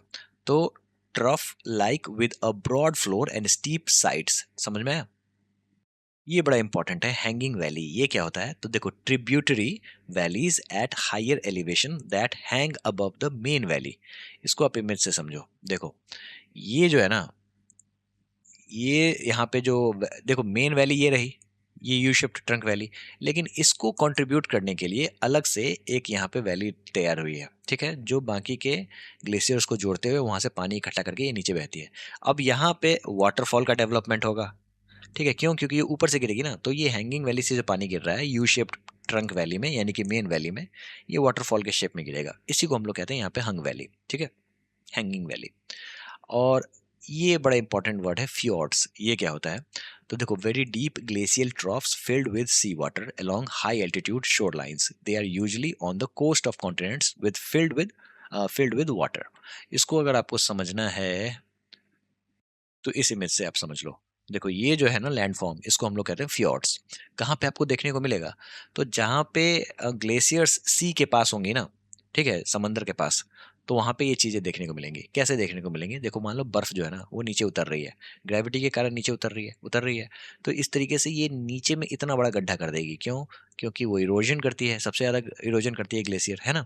तो ये जब गड्ढा कर देगी तो इसमें सी वाटर भर जाएगा, और ये सी वाटर भर जाएगा तो ये ऐसी चीज़ें आपको देखने को मिलेंगी। अब ये कहाँ पे पॉसिबल है? तो जहाँ पे ग्लेशियर्स देखने को मिलेंगे और सी भी देखने को मिलेगा। यानी कि अगर आप ग्लोब की बात करें तो ये वाला जो रीजन है ना, या फिर ये वाला रीजन, यहाँ पे आपको फियोर्ड्स देखने को मिलेंगे। अब यहाँ पे अंटार्कटिका वाले साइड में नहीं देखने को मिलेगा। क्यों? क्योंकि यहाँ पे लैंड मास है नहीं, है ना। तो कहाँ देखने को मिलेगा? तो हमें देखने को मिलेगा आर्कटिक में। आर्कटिक में, ठीक है, कहाँ पे? तो जैसे ये नॉर्वे का फ्योर्ड है, देखो ये नॉर्वे है ना, ये यूरोप है, ये नॉर्वे है। अब यहाँ पे देखो, ये पूरा का पूरा ग्लेशियर है और यहाँ पे कनेक्टेड है सी से। अब सी गर्म पानी जो आता है, वार्मर करंट जो आता है, वो अब इस ग्लेशियर को मेल्ट करता है, और मेल्ट करने के कारण यहाँ पे डिप्रेशन क्रिएट होता है, इस तरीके का गड्ढा क्रिएट होता है। अब इसमें पानी भर जाता है और ये फियोर्ड्स बनाता है। अब जब मैंने ग्लेशियर को स्टैटिक जीके में जो पढ़ा है ना, तो उसमें मैंने इंपॉर्टेंट वाले फियोर्ड्स वाले ग्लेशियर के भी नाम लिए हैं। वहां पे जाके आप वीडियो देख लो तो चीजें समझ में और भी अच्छे से आ जाएंगी, ठीक है। एक बार यहाँ पे मेरे साथ चीजों को देख लो। ये पिरामिडल पीक है जिसको हम लोग हॉर्न कहते हैं, समझ में आ गया। अब ये जो सर्क है, ये सर्क जो है वो यहाँ पे एक तरीके से इरोजन जो करता है, जिसको हम लोग कहते हैं कोरी। और इसके अलावा दो सर्क के बीच में एरिटी, आपको समझ में आ गया होगा। जो ये सिरेटेड रिज जो आप देख रहे हो, इसको हम लोग एरिटी कहते हैं, ठीक है। और ये है इसका मेन वैली। क्या है? Main valley. ये कौन सा वैली है? तो ये इससे एसोसिएटेड वैली है, समझ में आया। और एसोसिएटेड वैली जो है वो कहाँ पे है? तो मेन वैली के ठीक ऊपर है, और इसीलिए ये बनाता है हैंगिंग वैली। क्लियर है? ट्रंकेटेड स्पर क्या होता है ये भी आप समझ लो, पूछ देते हैं सवाल। तो देखो, जब भी ये ग्लेशियर नीचे आती है ना, तो इस पहाड़ को ये साइड से इस तरीके से काटती हैं, जो ऐसे लगेगा जैसे आप मक्खन, या फिर आप समझ जाओ बर्फ है, बर्फ को गर्म चाकू से काटोगे ना तो ऐसे कट जाती है ना। तो इस तरीके से ये ट्रंकेटेड स्पर बनाती है। तो एक साइड से ये ट्रायंगुलर काटती है, ठीक है। तो इसको हम लोग कहते हैं ट्रंकेटेड स्पर। और टार्न लेक के बारे में आपको समझ में आ ही गया होगा, ठीक है। अब इसको मैं आपको इंडियन एग्जांपल से भी सारी चीजें समझाऊंगा। देखो, अब इस इमेज में क्या है? तो यहाँ पे बर्फ जमी हुई है, और ये बर्फ को हटा दिया तो लैंडफॉर्म इस तरीके का देखने को मिलेगा। ये हो गया आपका मेन ग्लेशियर। और अगर मान लो बर्फ हटा दें तो ये देखो कितना गहरा है। इसके अलावा ये आपको ट्रिब्यूटरी ग्लेशियर है, देखो किस तरीके से आसानी से इससे मिल जा रहा है। ऐसे लग रहा है जैसे कोई नदी है, ये मेन नदी बह रही है और ये एक सहायक नदी है, ट्रिब्यूटरी है, आके मिल जा रही है। अगर इसको हटा दें, बर्फ हटा दें, तो देखो ये हैंगिंग वैली बन जा रही है। समझ में आ रहा है? तो इस तरीके से चीजें आपको दिख रही होंगी। अब रियल लाइफ एग्जांपल के बारे में बात करें तो देखो, ये है सर्क, ठीक है। देखो यहाँ पे लेक बन गया है, और ये जो एक आर्म चेयर की तरह जो शेप है, इसको हम लोग कहते हैं सर्क। सर्क, और कॉम्पिटेटिव एग्जाम्स में पूछते हैं जो आर्म चेयर की तरह क्या दिखता है? सर्क। तो जो मैंने रिवीजन मॉड्यूल तैयार किया ना, इसमें ये छोटे छोटे कीवर्ड्स मैंने ऐड कर दिए हैं। बस आपको बस चीज़ों को समझ लेना है और रिवाइज कर लेना है। चलिए अब इंडियन कॉन्टेक्स्ट में चीज़ों को समझते हैं। दोस्तों, 2013 में केदारनाथ में बहुत ही बड़ा डिवास्टेशन आया था। हुआ यूँ था, जो अचानक बहुत ही ज़्यादा बारिश हो गई थी, और अपने नॉर्मल बारिश से बहुत ज़्यादा गुना रेनफॉल हो गया था। इसके कारण वहाँ पे बहुत ही ज़्यादा फ्लड आया था। अब केदारनाथ है कहाँ पे? तो देखो ये यहाँ पे है। चारों तरफ आपको ग्लेशियर्स हैं, यहाँ पे है केदारनाथ। और ये जो केदारनाथ है यहाँ पे, यहाँ से ऊपर से पानी आया और गिरने लग गया। दोस्तों, यहाँ पे एक सर्क का फॉर्मेशन हुआ था, जिसको हम लोग कहते हैं चोराबारी लेक। चोराबारी लेक क्या है? तो ये चोराबारी ग्लेशियर्स के द्वारा बनाया गया था, और ये एक तरीके का टार्न लेक है। क्लियर है? चीज़ें समझ में आ रही हैं? टार्न लेक है जो कि सर्क के द्वारा बनाया जाता है, ठीक है। क्लियर है? सर्क भी आपको समझ में आ गया होगा, उससे बना टान लेक। और यहाँ पे ये मोराइन, मोराइन क्या होता है, तो जो भी सेडिमेंट्स लेकर आती है ना ग्लेशियर्स, वो उसको हम लोग कहते हैं मोराइन। तो ये एक तरीके से बांध बना हुआ था मोराइन का, ठीक है। और यहाँ पे बीच में लेक डेवलप हो गया था। अब ये बांध टूट गया, ज़्यादा बारिश हो गई, ये बांध टूट गया, अचानक से बहुत ज़्यादा फ्लो होने लग गया। और देखो तुम, ग्लेशियर के रास्ते में ही पड़ता है केदारनाथ, ठीक है। तो इसी कारण से यहाँ पे डिवास्टेशन अच्छा खासा देखने को मिला था। तो चलिए अब हम लोग समझते हैं डिपोजिशनल लैंडफॉर्म्स क्या होता है। इसका भी एग्जांपल हम लोग केदारनाथ से ही समझेंगे, जो किस तरीके से डिवास्टेशन हुआ था, तो चीज़ें किस तरीके से देखने को मिली थी। बात कर लेते हैं डिपोजिशनल लैंडफॉर्म ऑफ ग्लेशियर्स में, ग्लेशियल टिल और आउटवॉश। टिल का मतलब समझ जाओ टीला, किसी भी चीज़ का ग्लेशियल टिल यानी कि ग्लेशियर्स का जो कचरा है ना, जो डिब्री है, उसका टीला। अब जब कचरा और डिब्री है तो ये तो अनसॉर्टेड ही होगा ना, मतलब कोई बड़ा पत्थर कोई छोटा पत्थर इस तरीके का, है ना। तो इसको हम लोग कहते हैं ग्लेशियल टिल। जब भी ग्लेशियर मूव करती है तो अपने साथ में ये ग्लेशियल टिल लेकर आती है, ठीक है। तो समझ जाओ ये एक तरीके का टीला है। क्लियर है, भूलोगे नहीं ये चीज़। आउटवॉश डिपॉजिट्स क्या है, तो अब यही चीज़ आगे बढ़ जाएगी तो जो छोटे छोटे कण होंगे ना, वो लेयर्ड में बढ़ जाएंगे, जो बड़े वाले पीछे रह जाएंगे, छोटे वाले आगे बढ़ जाएंगे। इसको हम लोग कहते हैं स्ट्रैटिफिकेशन या फिर लेयरिंग। स्ट्राटा का मतलब होता है लेयर, याद रख लेना, ठीक है। स्ट्राटा ऑफ सोसाइटी यानी कि सोसाइटी की लेयरिंग, ठीक है।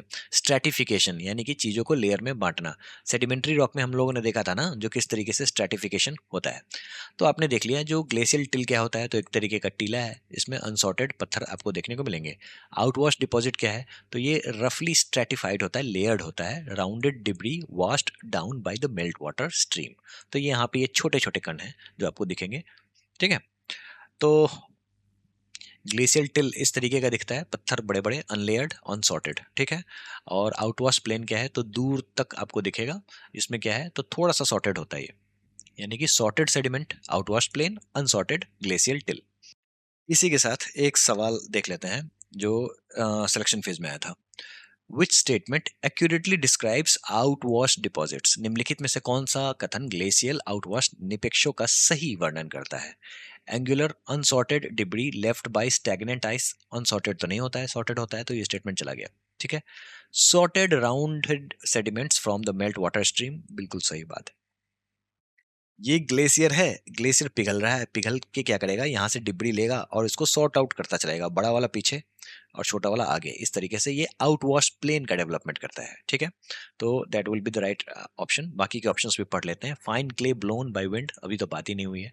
लार्ज इरेटिक्स, इरेटिक्स क्या होते हैं आगे बात करेंगे, अभी नहीं, ठीक है। तो ये हो गया आपका सवाल। एक और सवाल देख लेते हैं। Consider the following statements about the glacial landforms, Himani स्थल रूपों के बारे में निम्नलिखित कथनों पर विचार कीजिए। चलिए विचार कर लेते हैं। अब ऐसे ही सवाल आपको दिखेंगे स्टेटमेंट वाले, तो be ready for these things. Hanging valleys are often found opening into the main glacial valleys at the higher elevation, बिल्कुल सही बात है, इसमें तो कोई दिक्कत नहीं होनी चाहिए। इसके अलावा spurs of such hanging valleys are frequently truncated into the triangular facets। अभी मैंने आपको बताया था ना जो truncated spurs क्या होते हैं, जो कि triangularly काटते हैं, इस तरीके से काटते हैं। अगर मान लो ये पहाड़ है तो इसका जो ये वाला जो कॉर्नर होगा, वो पत्थर जो बर्फ जो काटेगा वो इस तरीके से काटेगा, ठीक है। इस तरीके का शेप डेवलप करेगा। तो दोनों स्टेटमेंट सही हैं, 1 and 2 करेक्ट, ठीक है। चलिए, which of the following best distinguishes the glacial till from the from water laid glacial sediments, निम्नलिखित में से कौन सा विकल्प हिमानी टिल, हिम ग्लेशियल टिल को जल द्वारा निपेक्षित हिमानी अवसादों से सबसे स्पष्ट रूप से अलग करता है। बेसिकली पूछा जा रहा है जो ग्लेशियल टिल होता क्या है, देख लेते हैं। It is layered and stratified due to flowing melt water. Layered नहीं, स्ट्रेटिफाइड एंड फ्लोइंग, ये आउटवॉश की बात हो रही है ना, तो ये स्टेटमेंट नहीं है, ग्लेशियल टिल ये नहीं है, तो ये स्टेटमेंट गलत हो गया। It is composed of uniformly sized, बिल्कुल गलत बात है। It is unsorted mix of materials, बस आपको कीवर्ड पकड़ना है, आपका काम हो जाएगा। ये सारी की सारी चीज़ें आपको रिवीजन मॉड्यूल में भी मिल जाएंगी, 5-10 मिनट में रिवाइज हो जाना है। It forms only in the glacial lakes through sediment settling, गलत बात है, ठीक है।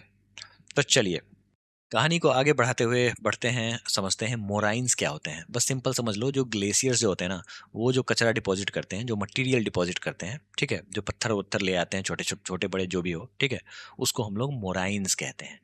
और इसमें होता क्या है, तो मिट्टी होती है और पत्थर होते हैं। टर्मिनल मोराइन क्या होता है, तो जैसे मान लो ये पहाड़ है, ठीक है, ये पहाड़ है, यहाँ से टंग शेप का ग्लेशियर नीचे आ रहा है। तो यहाँ पे जो आएगा ना, ठीक है, at the very end toe of the glacier, ठीक है, यहाँ पे जो आएगा इसको हम लोग कहेंगे टर्मिनल मोराइन, ठीक है। लेटरल मोराइन क्या होता है, तो along the sides of the glacier valley. Medial moraine क्या होते हैं, तो formed in the centre when the two lateral moraines join, ठीक है। ग्राउंड मोराइन क्या होता है, तो irregular sheets of till left in the valley floor. इसको आप एग्जांपल से समझो, यहाँ समझते हैं इसको अच्छे से, ठीक है। देखो ये पत्थर है, ठीक है, यहाँ एक और पत्थर, यहाँ से एक ग्लेशियर निकला, क्लियर है। यहाँ पे एक और पत्थर है, यहाँ से भी एक ग्लेशियर आ रहा है, ठीक है। इस तरीके का जीव का शेप बन गया। यहाँ भी एक पहाड़ है, यहाँ भी एक पहाड़ है, क्लियर है। इतना समझ में आ गया, इतना, ये ग्लेशियर आ रहा है। अब देखो यहाँ पे पत्थर है, ठीक है, इधर से ग्लेशियर आ रहा है, इधर से ग्लेशियर आ रहा है, बीच में यहाँ पे सेडिमेंट डिपॉजिट करता हुआ आएगा, ये इस तरीके से करता हुआ आएगा। ये हो गया आपका मीडियल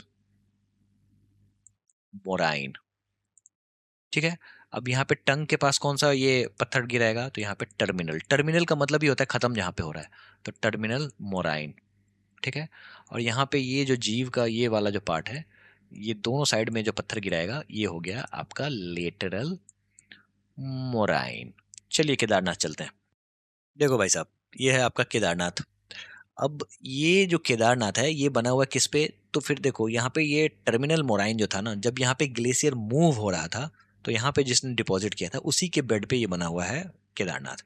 अब दोनों साइड से ये जो पत्थर दिख रहे हो ना, पत्थर जो दिख रहा है ना, ये दोनों साइड में आपको लेटरल ये होगा, मोराइन गिरेगा। और यहाँ पे देखो बीच में पत्थर है, यानी कि दो ग्लेशियर्स इधर से आ रहे हैं, इधर से आ रहे हैं, ठीक है। तो यहाँ पे जो डिपॉजिट होगा, ये इसको हम लोग कहेंगे मीडियल मोराइन। समझ में आया। तो इस तरीके से चीजें हो रही हैं। चलिए बात कर लेते हैं इस्कर की। बहुत बार सवाल पूछते हैं, आपको अजगर याद रखना है। क्यों ये अजगर याद रखना है, तो वो मैं आपको समझा देता हूँ। इस्कर जो होता है ना, ये होता है sinuous winding ridges of coarse gravel and the boulders. Keyword है साइनियस रिजेस। साइनियस का मतलब क्या हुआ, जो इस तरीके से चीजें मूव होती है ना, जिस तरीके से मिएंडर मूव होता है, उसी तरीके से यहाँ पे ग्लेशियर में इस्कर मूव होता है। समझ में आया। Of ridges of coarse gravel and the boulders. अब ये क्या होता है, क्यों होता है, तो जो भी मेल्ट वाटर स्ट्रीम्स होती है ना बीनीथ द आइस, वही इस चीज को फॉर्म करती हैं। अब ये चीज आपको समझना होगा। देखो ये ग्लेशियर है, ठीक है, आप समझो ये एक तरीके का बर्फ का स्लैब है, ठीक है। अब ये जो बर्फ का जो स्लैब है ना, जैसा कि मैंने आपको बताया, स्लैब के बीच से मूवमेंट ज्यादा होती है, तो अंदर से जो ये वाटर मेल्ट होगा, बर्फ जो मेल्ट हो रही है इस तरीके से, तो ये जो बहेगी ना, वो इस तरीके का अंदर में सेडिमेंट को डिपॉजिट करते हुए चलेगी। अंदर से जो मेल्ट वाटर बन के आ रही है वो इस तरीके से डिपॉजिट करते आ रही है, जिसको हम लोग एस्कर कहते हैं। अब यहाँ पे देखो जैसे ग्लेशियर है, ठीक है, अब ग्लेशियर मेल्ट हो रहा है, तो ये सारा का सेडिमेंट अपने बीच में ही डिपॉजिट करेगी ना। समझ में आ रहा है। ये पूरा का पूरा ग्लेशियर है, यहाँ पे डिपॉजिट कर रही है, कर रही है, कर रही है, कर रही है, बीच में इसने सेडिमेंट यहाँ पे डिपॉजिट कर दिया। और डिपॉजिट करने के बाद जब ये पूरा का पूरा ग्लेशियर मेल्ट हो जाएगा, तो आपको इस तरीके का एक रिज दिखाई देगा उठा हुआ, ठीक है। और इस तरीके से ये सांप के शेप का होता है, इसलिए इसको साइनियस वाइंडिंग कहते हैं। और एक रिज का डेवलपमेंट होता है, जिसको हम लोग एस्कर कहते हैं। याद ही नहीं रहता ये, तो इसको आप एस्कर मत पढ़ो, इसको अजगर पढ़ो, याद हो जाएगा, ठीक है। क्लियर है। तो अजगर आइस के बीनीथ में ये मूव करता है, ठीक है। चलिए ड्रमलिन क्या होते हैं, तो देखो दोस्तों ऐसा है, जो इसको कहते हैं basket of eggs, basket of egg topography. ये क्या होता है, तो देखो मान लो इधर से ग्लेशियर मूव हो रही है ना, तो इस तरीके से ये डिपॉजिट करते हुए ये ड्रमलिन्स बनाती है, ठीक है, जो कि इन्वर्टेड स्पून्स की तरह दिखता है। ये दिख रहा है ना, इन्वर्टेड स्पून की तरह। अब अगर इस तरीके का है, तो टेल अगर इधर है, तो डायरेक्शन ऑफ फ्लो इधर है, यानी कि ग्लेशियर जो ऊपर से मूव हो रही है वो इस तरीके का मूव हो रही है, ठीक है। और यहाँ पे इसका ग्लेशियर जो है यहाँ से स्टार्ट होगा और इस तरीके की तरफ से मूव करेगा। यानी कि आपको ड्रमलिन जो है, ये एक तरीके का ग्लेशियल टिल है। Long axis is parallel to the ice movement, जो कि इस शेप का दिखता है। इसको बास्केट ऑफ एग टोपोग्राफी भी कहते हैं, टोपोलॉजी भी कहते हैं। बहुत बार सवाल पूछा जा चुका है। तो आपको यही सारी चीजें यहीं पे मेंशन्ड है। अब तो बहुत सारे लोग इस पे मतलब घर वर बना लेते हैं। अगर मान लो कभी पहले ग्लेशियर रहा होगा और उसने इस तरीके की टोपोलॉजी बना दी। अब यहाँ पे आराम से लोग घर-वर बना के रह रहे हैं। चलिए एक सवाल है जो कि सिलेक्शन फेज का है, इसी बार पूछा गया था। Which of the following best explains the origin of eskers in the glaciated landscape? Esker के बारे में पूछ रहे हैं, देखते हैं। Ridges carved by ice cutting bedrock, still till ridges under stagnant ice, नहीं stagnant ice, okay. Sinuous ridges from the subglacial melt water deposition, यही होगा। बिल्कुल सही बात है। Hill shaped by ice pushing sediments, ठीक है। तो जैसा कि मैंने आपको बताया, आपको कॉन्सेप्ट पे ध्यान देना होगा। साइनियस रिजेस इज द कीवर्ड। देखो सारे स्टेटमेंट बहुत ही ज्यादा क्लोज हैं। यहाँ पे पूछा जा रहा है जो बेस्ट एक्सप्लेन कौन कर रहा है, तो बेस्ट एक्सप्लेन वही कर रहा है जिसके पास ये कीवर्ड है, साइनियस रिजेस, है ना। तो ऐसी चीजें आपको अब समझनी होगी। चलिए केदारनाथ के बारे में एक दो और एग्जांपल ले लेते हैं, तब बढ़िया रहेगा। देखो ये केदारनाथ है, ठीक है। और यहाँ पे आप देखो कितने सारे पत्थर यहाँ पे हैं, यानी कि ग्लेशियल टिल है। ये हो गया आपका ग्लेशियल टिल, ठीक है। इस बीच में एक यहाँ पे एक बहुत बड़ा पत्थर है, ऐसा कहा जाता था। जो 2013 में जो फ्लैश फ्लड आया था, तो ये मंदिर इसलिए बच गया क्योंकि इसके पीछे में एक बहुत बड़ा पत्थर आ गया था, रुक गया था, जिसको हम लोग कहते हैं भीमशिला, ठीक है। अब इस चीज को समझो, यहाँ पे ये रहा भीमशिला, ठीक है। और यहाँ पे ऐसा कहा जाता है जो ये एक तरीके से ग्लेशियल इरेटिक था। क्या था? Glacial erratic. अब देखो ग्लेशियर छोड़ के और किसी का भी दम नहीं है जो इतना बड़ा पत्थर ये मूव करके यहाँ पहुंचा दे। तो कभी कभी आपको दिखेगा कहीं पे भी फ्लैट लैंडस्केप पे इतना बड़ा पत्थर आ गया, ठीक है। तो इस ये काम है ग्लेशियर का। कभी यहाँ पे ग्लेशियर हुआ करता था और वही इस पत्थर को यहाँ पे ले आके रख दिया है। तो ये कहा जाता था ये भीमशिला जो है ये कहीं और था, जो कि फ्लैश फ्लड में यहाँ पे आ गया था, लेकिन ये डेवलप हुआ था ऑल ड्यू टू ग्लेशियल इरेटिक्स, ठीक है। मतलब ये ग्लेशियल इरेटिक इसको कहा जाता है।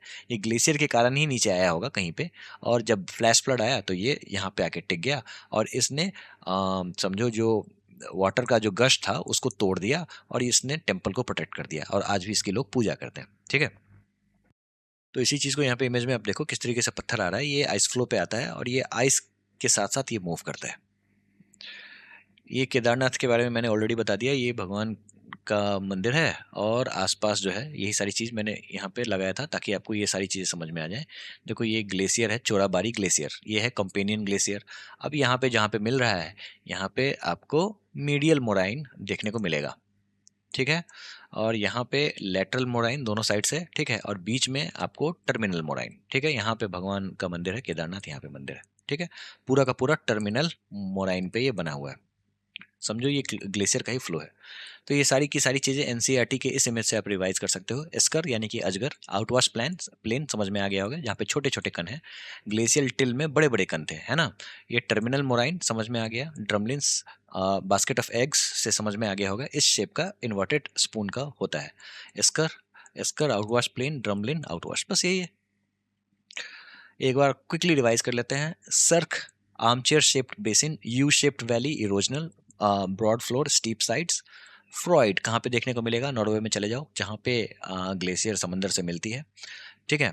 और मतलब जहाँ पे कॉन्टिनेंट समंदर से मिल रहा है और कॉन्टिनेंट पे ग्लेशियर है, कॉन्टिनेंटल ग्लेशियर जहाँ पे समंदर से मिलता है वहाँ पे फ्रॉइड देखने को मिलेगा।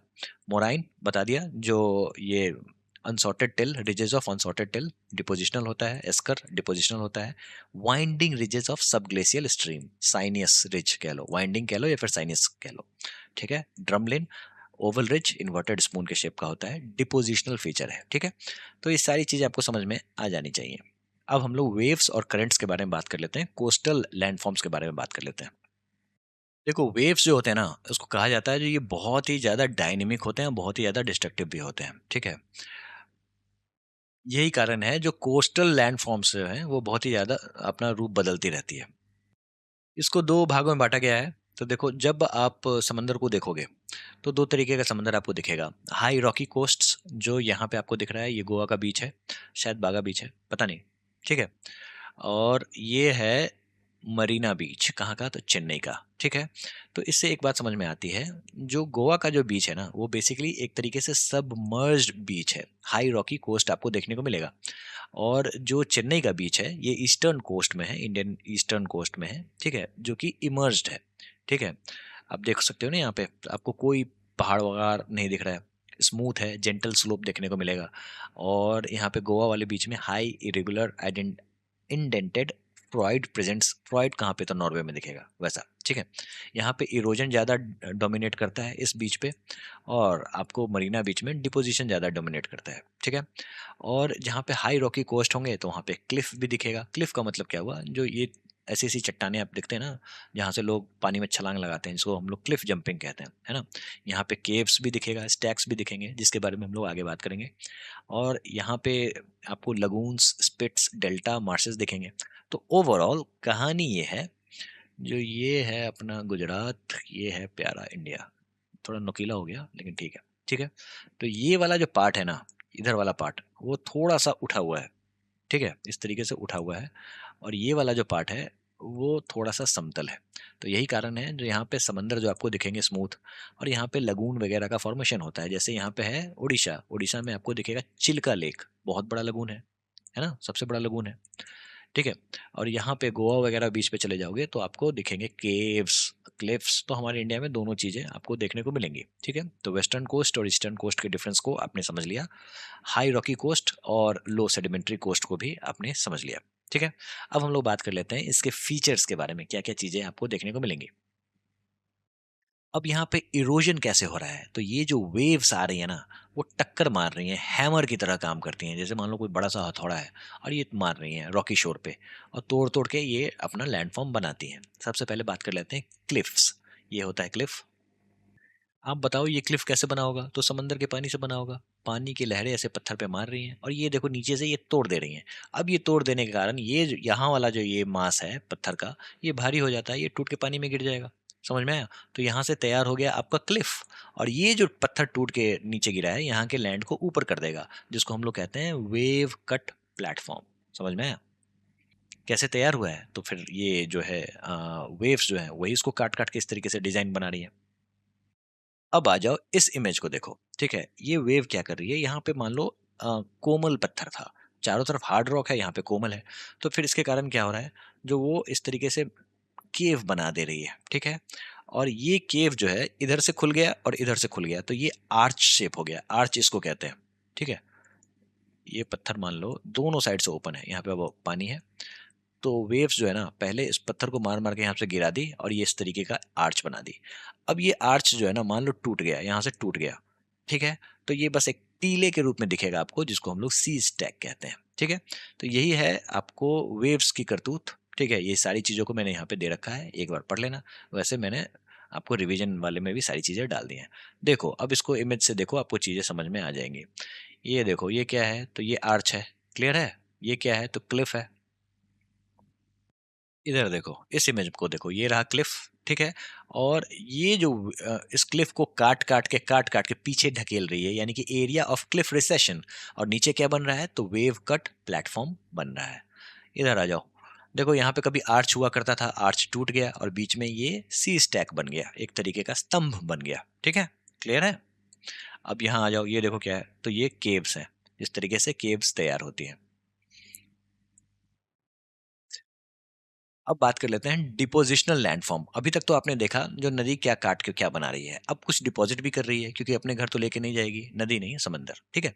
तो समंदर जो है वो अपने घर तो सारी चीजें लेके जाएंगी नहीं, डिपॉजिट करेंगी। तो डिपॉजिट करेंगी तो क्या क्या चीजें बनेंगी, ठीक है। छोटे छोटे बालू रेत के टुकड़े यहाँ पे जमा करेंगी तो बीच बना देगी। क्लियर है? तो ये रहा आपका बीच, ठीक है, जाओ यहाँ पे नहाओ। और इसी के पीछे में अगर मान लो हवा चल रही है, ठीक है, या फिर हाँ, तो यहाँ का जो बालू उड़ के जाएगा और वहाँ पे एक तरीके का ड्यून्स बना देगा, जो हम लोग अभी पढ़ेंगे desert land form sand dunes. ये जो ड्यून्स है ये सी ड्यून्स है, मतलब सी के द्वारा निर्माण किया गया है, ठीक है। मतलब वहाँ से हवा चल रही है तो पीछे में ड्यून्स भी बनेंगे, ठीक है। तो ये दोनों चीजें आपने समझ ली। अब एक और चीज समझो, बार्स, ये क्या होता है? देखो ये जो एक तरीके का बार बन गया है ना, मतलब ये रिज टाइप का बन गया है, या फिर ये जो बीचेस के साइड साइड में भी बन गया है, ठीक है। ये प्रोटेक्ट करता है किसको? तो यहाँ के लैंडफॉर्म को प्रोटेक्ट करता है। इसको हम लोग कहते हैं बार्स। दो तरीके के होते हैं, एक तो होता है ऑफशोर बार और एक होता है बैरियर बार। ये है आपका बैरियर बार, इसको बैरियर स्पिट भी कहते हैं। स्पिट एक तरीके का बैरियर बार ही है वैसे। स्पिट बहुत ही इंपॉर्टेंट वर्ड है, वो समझ लो ये क्या है। देखो यहाँ ना बैरियर स्पिट, ये स्पिट क्या होता है, जो एक तरीके का बैरियर है और ये एक फिंगर के शेप का आपको दिखेगा, थोड़ा सा पानी में दिखेगा, ठीक है, और बाकी का लैंडफॉर्म के पास दिखेगा। ठीक है, अब बैरियर बार जो कि एक तरफ से लैंड से अटैच्ड है, ठीक है, और एक तो पानी में है, ठीक है, जो एक उंगली की तरह दिखेगा आपको, इस तरीके का दिखेगा, इसको हम लोग कहेंगे स्पिट। क्लियर है? लगून बड़ा इंपॉर्टेंट है। लगून क्या होता है? तो देखो यहाँ पे ये मान लो एक डिप्रेशन क्रिएट हो गया है, ठीक है, ये थोड़ा सा ऊपर का लैंडफॉर्म है, यहाँ पे डिप्रेशन क्रिएट हो गया और यहाँ पे पानी भर गया है, और ये पानी जो है वो चारों तरफ से इनक्लोज हो गया है। देखो यहाँ पे ये बैरियर्स तैयार हो गए हैं, ठीक है, इसको हम लोग कहते हैं लगून। सबसे बेस्ट एग्जाम्पल उड़ीसा का चिलिका लेक, सबसे बड़ा लगून है। ठीक है दोस्तों, इसके बाद आप स्टैटिक जीके में लेक्स इन इंडिया का भी वीडियो देख लेना, ठीक है, ये सारी चीजें ऑटोमेटिकली क्लियर हो जाएंगी, सारी चीजें आसानी से समझ में आ जाएंगी। चिल्का लेक के बारे में मैंने उसमें अच्छे से बता रखा है।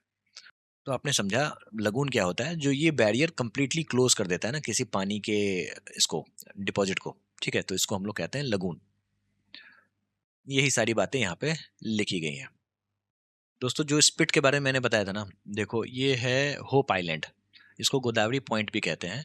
देखो ये किस तरीके से एक फिंगर लाइक शेप डेवलप हो गया है यहाँ पे, ठीक है, आंध्र प्रदेश में। देख रहे हो, ये पूरा का पूरा शेप है, ये स्पिट है, स्पिट बैरियर जिसको कहते हैं ना। दोस्तों अब बात करते हैं जब सुनामी होता है तो क्या होता है। ठीक है, जब भी स्ट्रोम आएगा, सुनामी आएगा, तो फिर वहाँ के जो लैंड फॉर्म जो होता है ना, वो शुरू में अपने आप को एक नेचुरल डिफेंस मैकेनिज्म के थ्रू रोकते हैं। ठीक है, क्या क्या होता है वो समझो। सबसे पहले ये ऑफशोर बार जो होता है, ये पहला बफर होता है। ऑफशोर बार क्या होता है, तो देखो ये होता है ऑफशोर बार। ठीक है, देखो ये आपको टाइड्स जो आती है ना, या फिर जो वेव्स आती है ना, वो इस तरीके से डिपॉजिट तैयार करती हैं। ठीक है, अब हाई टाइड में ये डूबा हुआ है, लो टाइड में ये विजिबल है। तो अगर मान लो सुनामी आई, तो ये जो है ना ऑफशोर बार, ये वेव को ब्रेक करेगा, ब्रेक करने में हेल्प करेगा। तो पहला लाइन ऑफ डिफेंस तो ये हो गया। ठीक है, इसके अलावा जो बाकी के बैरियर और बीचेस हैं, वो सेकंड लाइन ऑफ डिफेंस। फिर सैंड ड्यून्स जो भी मैंने आपको बताया, वो भी वेव्स को रोकते हैं। फिर मैंग्रोव्स जो होते हैं वो लास्ट बफर होते हैं। मैंग्रोव्स होते क्या हैं, तो देखो जैसे ये नदी है, ये समंदर में जाके मिल रही है। अब यहाँ का जो पानी है ना, वो ना ज़्यादा खारा खारा है, ना ज़्यादा सॉल्टी है, और ना ज़्यादा फ्रेश है। ठीक है, तो ये एक तरीके से इकोसिस्टम को डेवलप करता है, जहाँ पे ये झाड़ी वाले पौधे उगते हैं, जो खासकर सुंदरी ट्री के नाम से जाने जाते हैं। सुंदरबन डेल्टा में आपको बहुत ज़्यादा देखने को मिलता है, इसीलिए सुंदरबन का नाम इसी से पड़ा है, सुंदरी ट्री के कारण पड़ा है। अब ये जो है, इसको हम लोग कहते हैं मैंग्रोव्स। और इस बार मैंग्रोव से जो एसएससी सीजीएल में सवाल आया है, मत पूछो, आगे पढ़ेंगे हम लोग, इन सभी को भी कवर करना है। ठीक है, तो ये जो है ना, ये झाड़, ये वेव्स को रोकने का काम करते हैं। ठीक है, तो ये एक तरीके का नेचुरल बैरियर है, लास्ट बफर है। अगर इसको भी पास कर गया कोई वेव, तो समझो सुनामी अच्छे से आ गया और तबाही मचा दिया।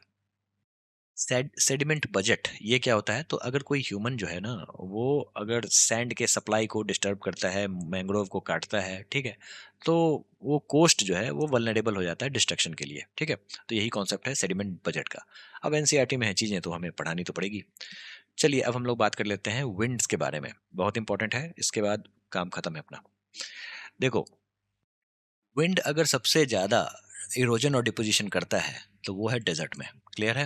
अब डेजर्ट में ये सारी चीज़ें होती कैसी हैं, तो देखो ऐसा है, जो डेजर्ट बहुत ही जल्दी गर्म हो जाता है, सैंड की एक खासियत होती है, वो बहुत ही जल्दी गर्म होता है और बहुत ही जल्दी ठंडा भी होता है। ठीक है, जब वो गर्म होगा तो आसपास की हवा को गर्म कर देगा, तो हॉट एयर राइजेस, और इससे आता है वहाँ पे एक तरीके से टर्बुलेंस। टर्बुलेंस का मतलब क्या हुआ, तो समझ जाओ एक ऐसी स्थिति जहाँ पे हिसाब किताब उथल पुथल वाला होता है, उसको हम लोग टर्बुलेंस कहते हैं। ठीक है, तो अब यहाँ पे अगर मान लो पृथ्वी गर्म हो गई, तो कैसे मूव करेगी, इस तरीके से मूव करेगी, देखो।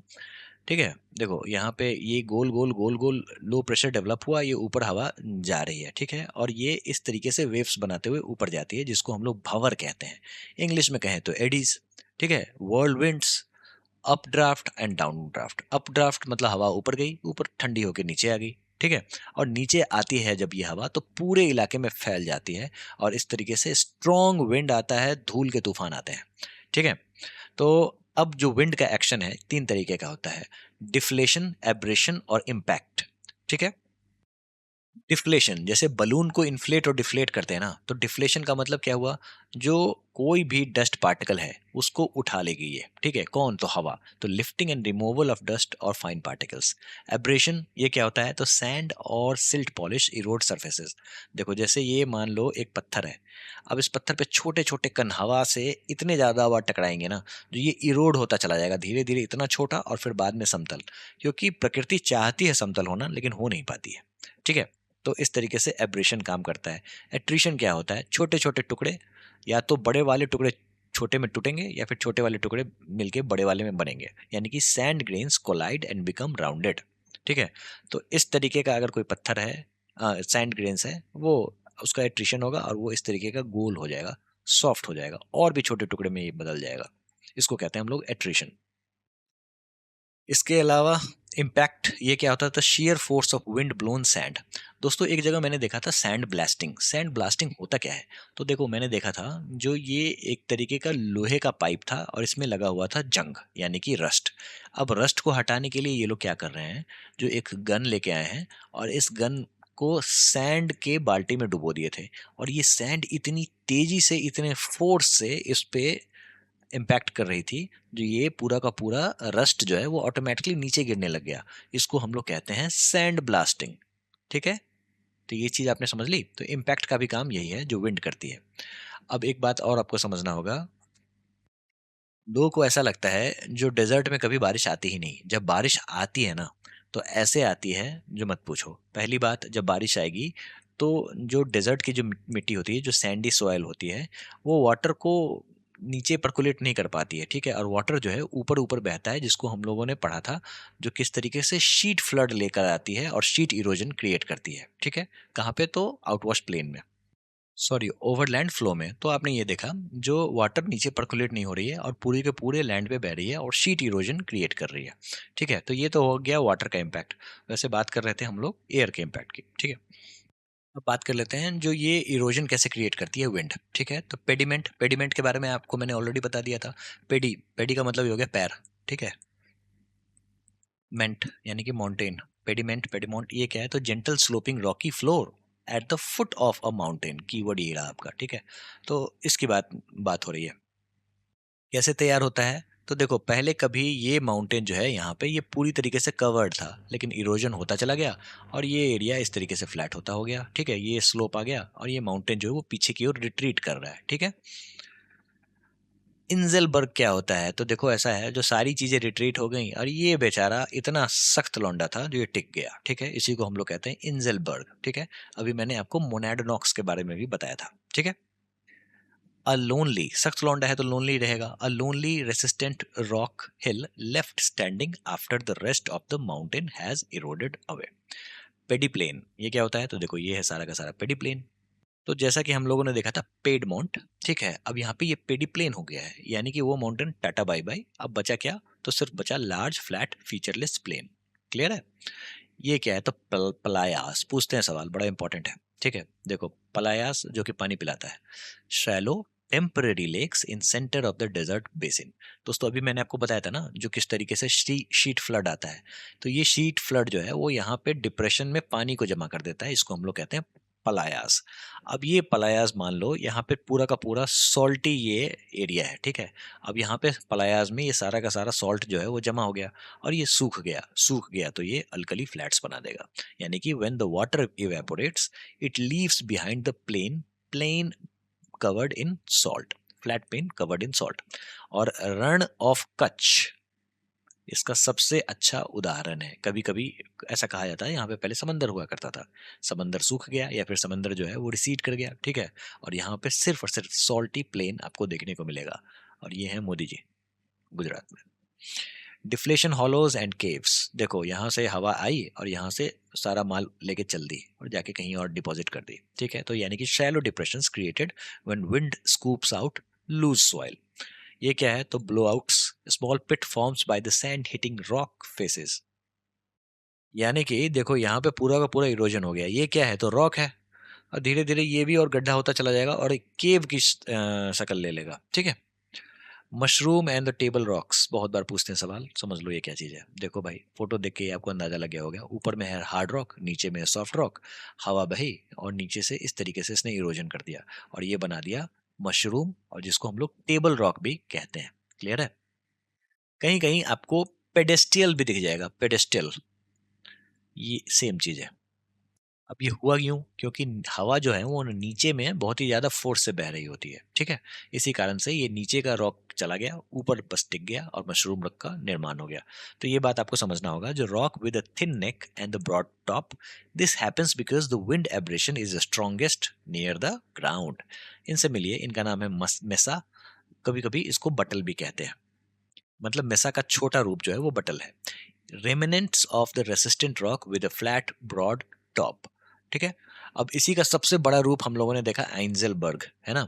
अब आ जाओ मेसा, ये क्या होता है? तो इस तरीके का आपको देखने को मिलेगा, ठीक है? और जो छोटा हो जाएगा तो इसको हम लोग कहेंगे बटल। इन सभी को एक इमेज में भी हम लोग देख लेंगे। इस बार के सीडीएस में एक सवाल पूछा था, बजाडा क्या होता है? तो देखो ये लैंडफॉर्म है, ये माउंटेन है। अब ये माउंटेन यहाँ पे क्या कर रही है? तो एल्यूवल फैन बना रही है। एल्यूवल फैन बना रही है, मतलब जो रिवर डिपॉजिट करती है ना, एल्यूवल फैन। अब ये एल्यूवल फेन एक दूसरे से कनेक्ट हो जाएगी ना इस तरीके से, तो ये बन जाएगा बजाडा, ठीक है? इस तरीके का जो ये स्लोप दिख रहा है आपको, ये बजाडा है।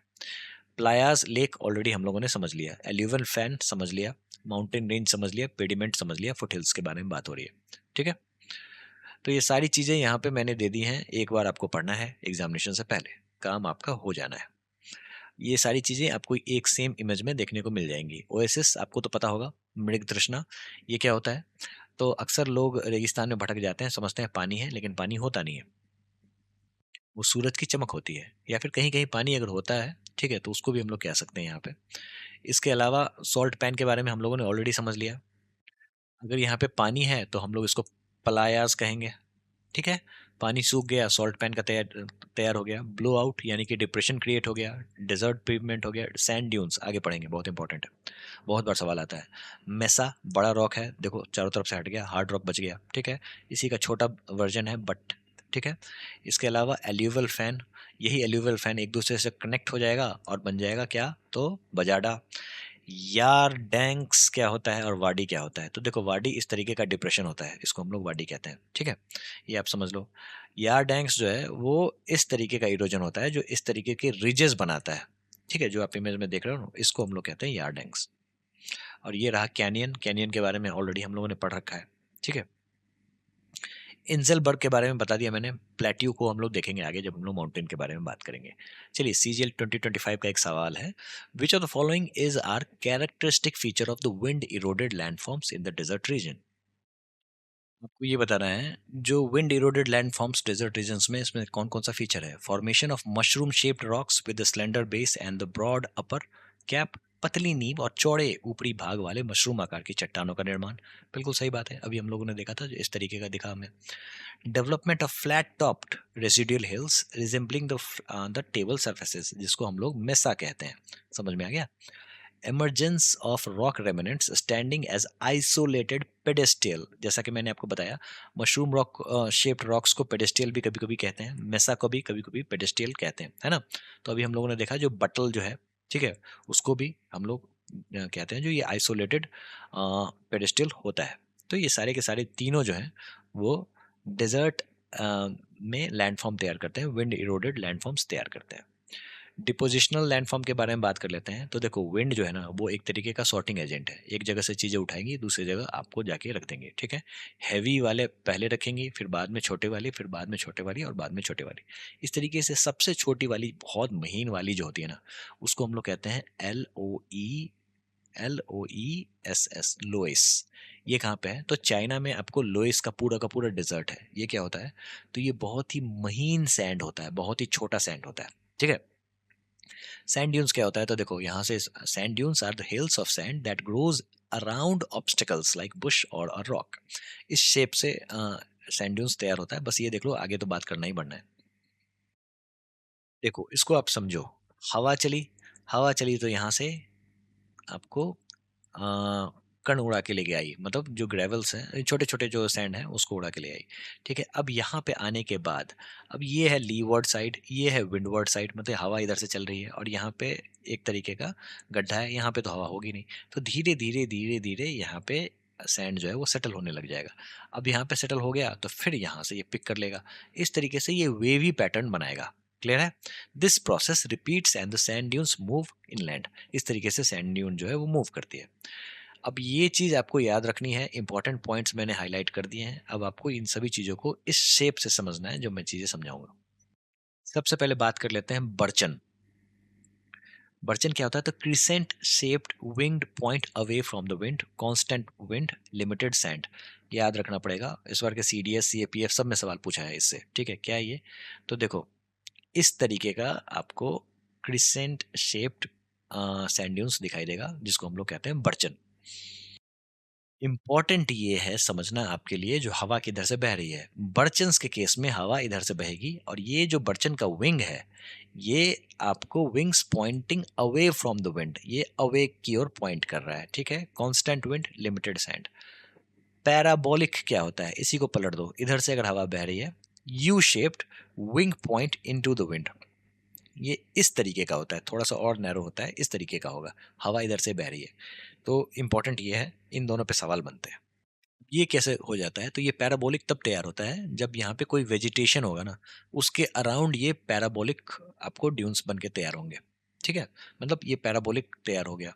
सीफ क्या होता है? सीफ का मतलब होता है एक तरीके से तलवार, ये वर्ड यहीं से आया है। Similar to barchan but has a only one wing. अब ये जो आपका बर्चन है, इसको काट दो, बस इसी तरीके का होगा। इसको हम लोग कहेंगे seif. Shift in one direction, longitudinal, long low ridges parallel to wind, अभी दिखाऊंगा photo. Constant wind, poor sand supply. Transverse long ridge perpendicular to the wind. ठीक है? Constant wind, plenty of sand. ठीक है? लोएस्ट के बारे में मैंने ऑलरेडी बता दिया।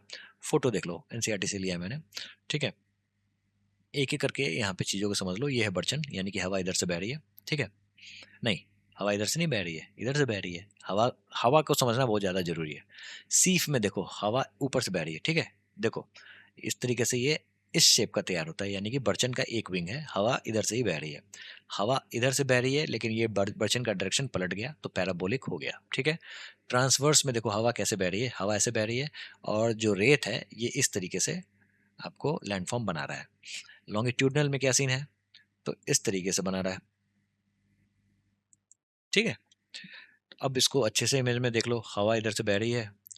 देखो ये हॉर्न, ये अगर हवा इधर से बह रही है अवे फ्रॉम होम, तो यानी कि बर्चन। पैराबोलिक में ठीक उल्टा, अब बीच में वेजिटेशन आ गया ना वेजिटेशन। ठीक है? यहाँ पे ब्लो आउट क्रिएट हुआ, इसके कारण से यहाँ का मिट्टी उठ के यहाँ पे पैराबोलिक लैंडशेप बना रहा है। ट्रांसवर्स की बात करें तो विंड इधर बह रही है और इस तरीके का स्लिप का फेस बन रहा है। ठीक है? और लॉन्गिट्यूडनल की बात करें तो इस तरीके का बनेगा ये। ठीक है? और इसी को सीफ कहते हैं। ये जो ऐसी आकृति होती है ना, हाफ बर्चन, उसको हम लोग सीफ कहते हैं। ठीक है? कुछ कुछ कीवर्ड्स हैं जो आपको रिवीजन वाले टेबल में मिल जाएगी। देखो, पैरेलल रिट्रीट का कॉन्सेप्ट जो है ना, वो एलसी किंग ने दिया था। ये क्या है? तो देखो, जितने भी माउंटेन्स हैं ना, ये एक साथ आपको पैरेलली पीछे जाते हैं शेप को मेंटेन करते हुए। ठीक है? इसी को हम लोग पैरेलल रिट्रीट कहते हैं। इससे ज़्यादा आपको समझने की जरूरत भी नहीं है। सॉल्टेशन क्या होता है?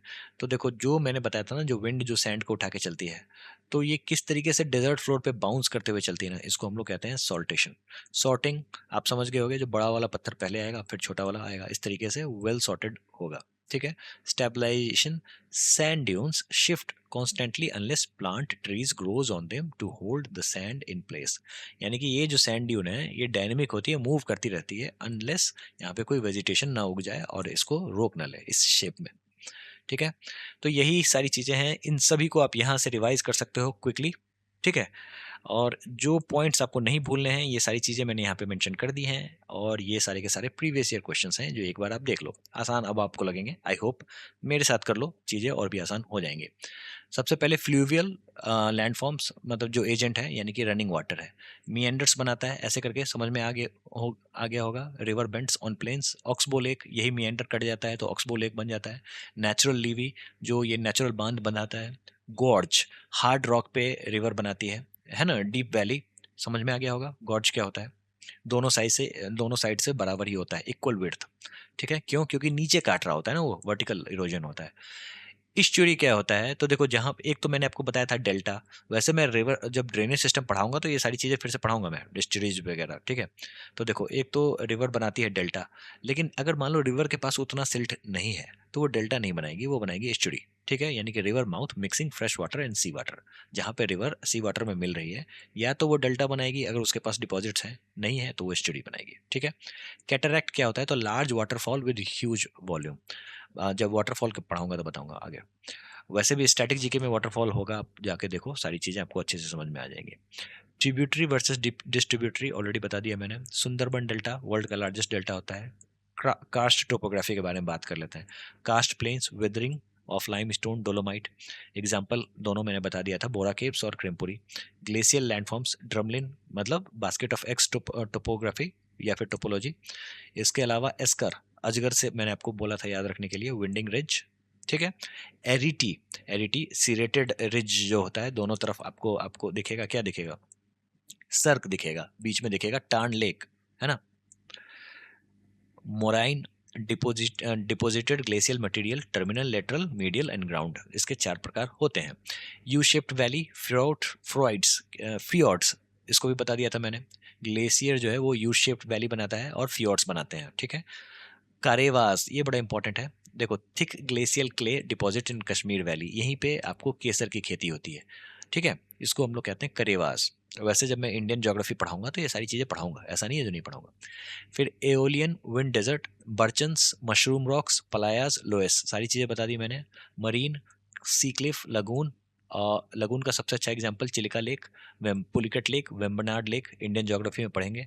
अटॉल, ये क्या होता है? तो कोरल रीफ से रिलेटेड है, जब पढ़ेंगे तो बात करेंगे। इस्थमस, देखो narrow land connecting two large masses, connecting two larger masses, जब पढ़ेंगे तो मैं बताऊंगा इसके बारे में। आर्किपेलागो जब पढ़ेंगे तो बताएंगे। समझ जाओ, ग्रुप ऑफ आइलैंड्स जो कि समंदर में होते हैं ना, जो भी इंडोनेशिया मलेशिया है वो सारे के सारे आर्किपेलागो ही हैं। जनरल प्रोसेसेस, ये क्या होता है? तो डेन्यूडेशन बता दिया मैंने, डेस्ट्रोफिज्म भी बता दिया था। क्रीप जो स्लो मूवमेंट होता है ना, मास मूवमेंट, उसको हम लोग क्रीप कहते हैं, ठीक है। तो ये थे आपके सारे के सारे प्रीवियस ईयर क्वेश्चंस, ठीक है। और बाकी आप इससे एक दो बार रिवाइज कर लेना, काम आपका हो जाना है। मिलते हैं नेक्स्ट लेक्चर में। I wish you best of luck.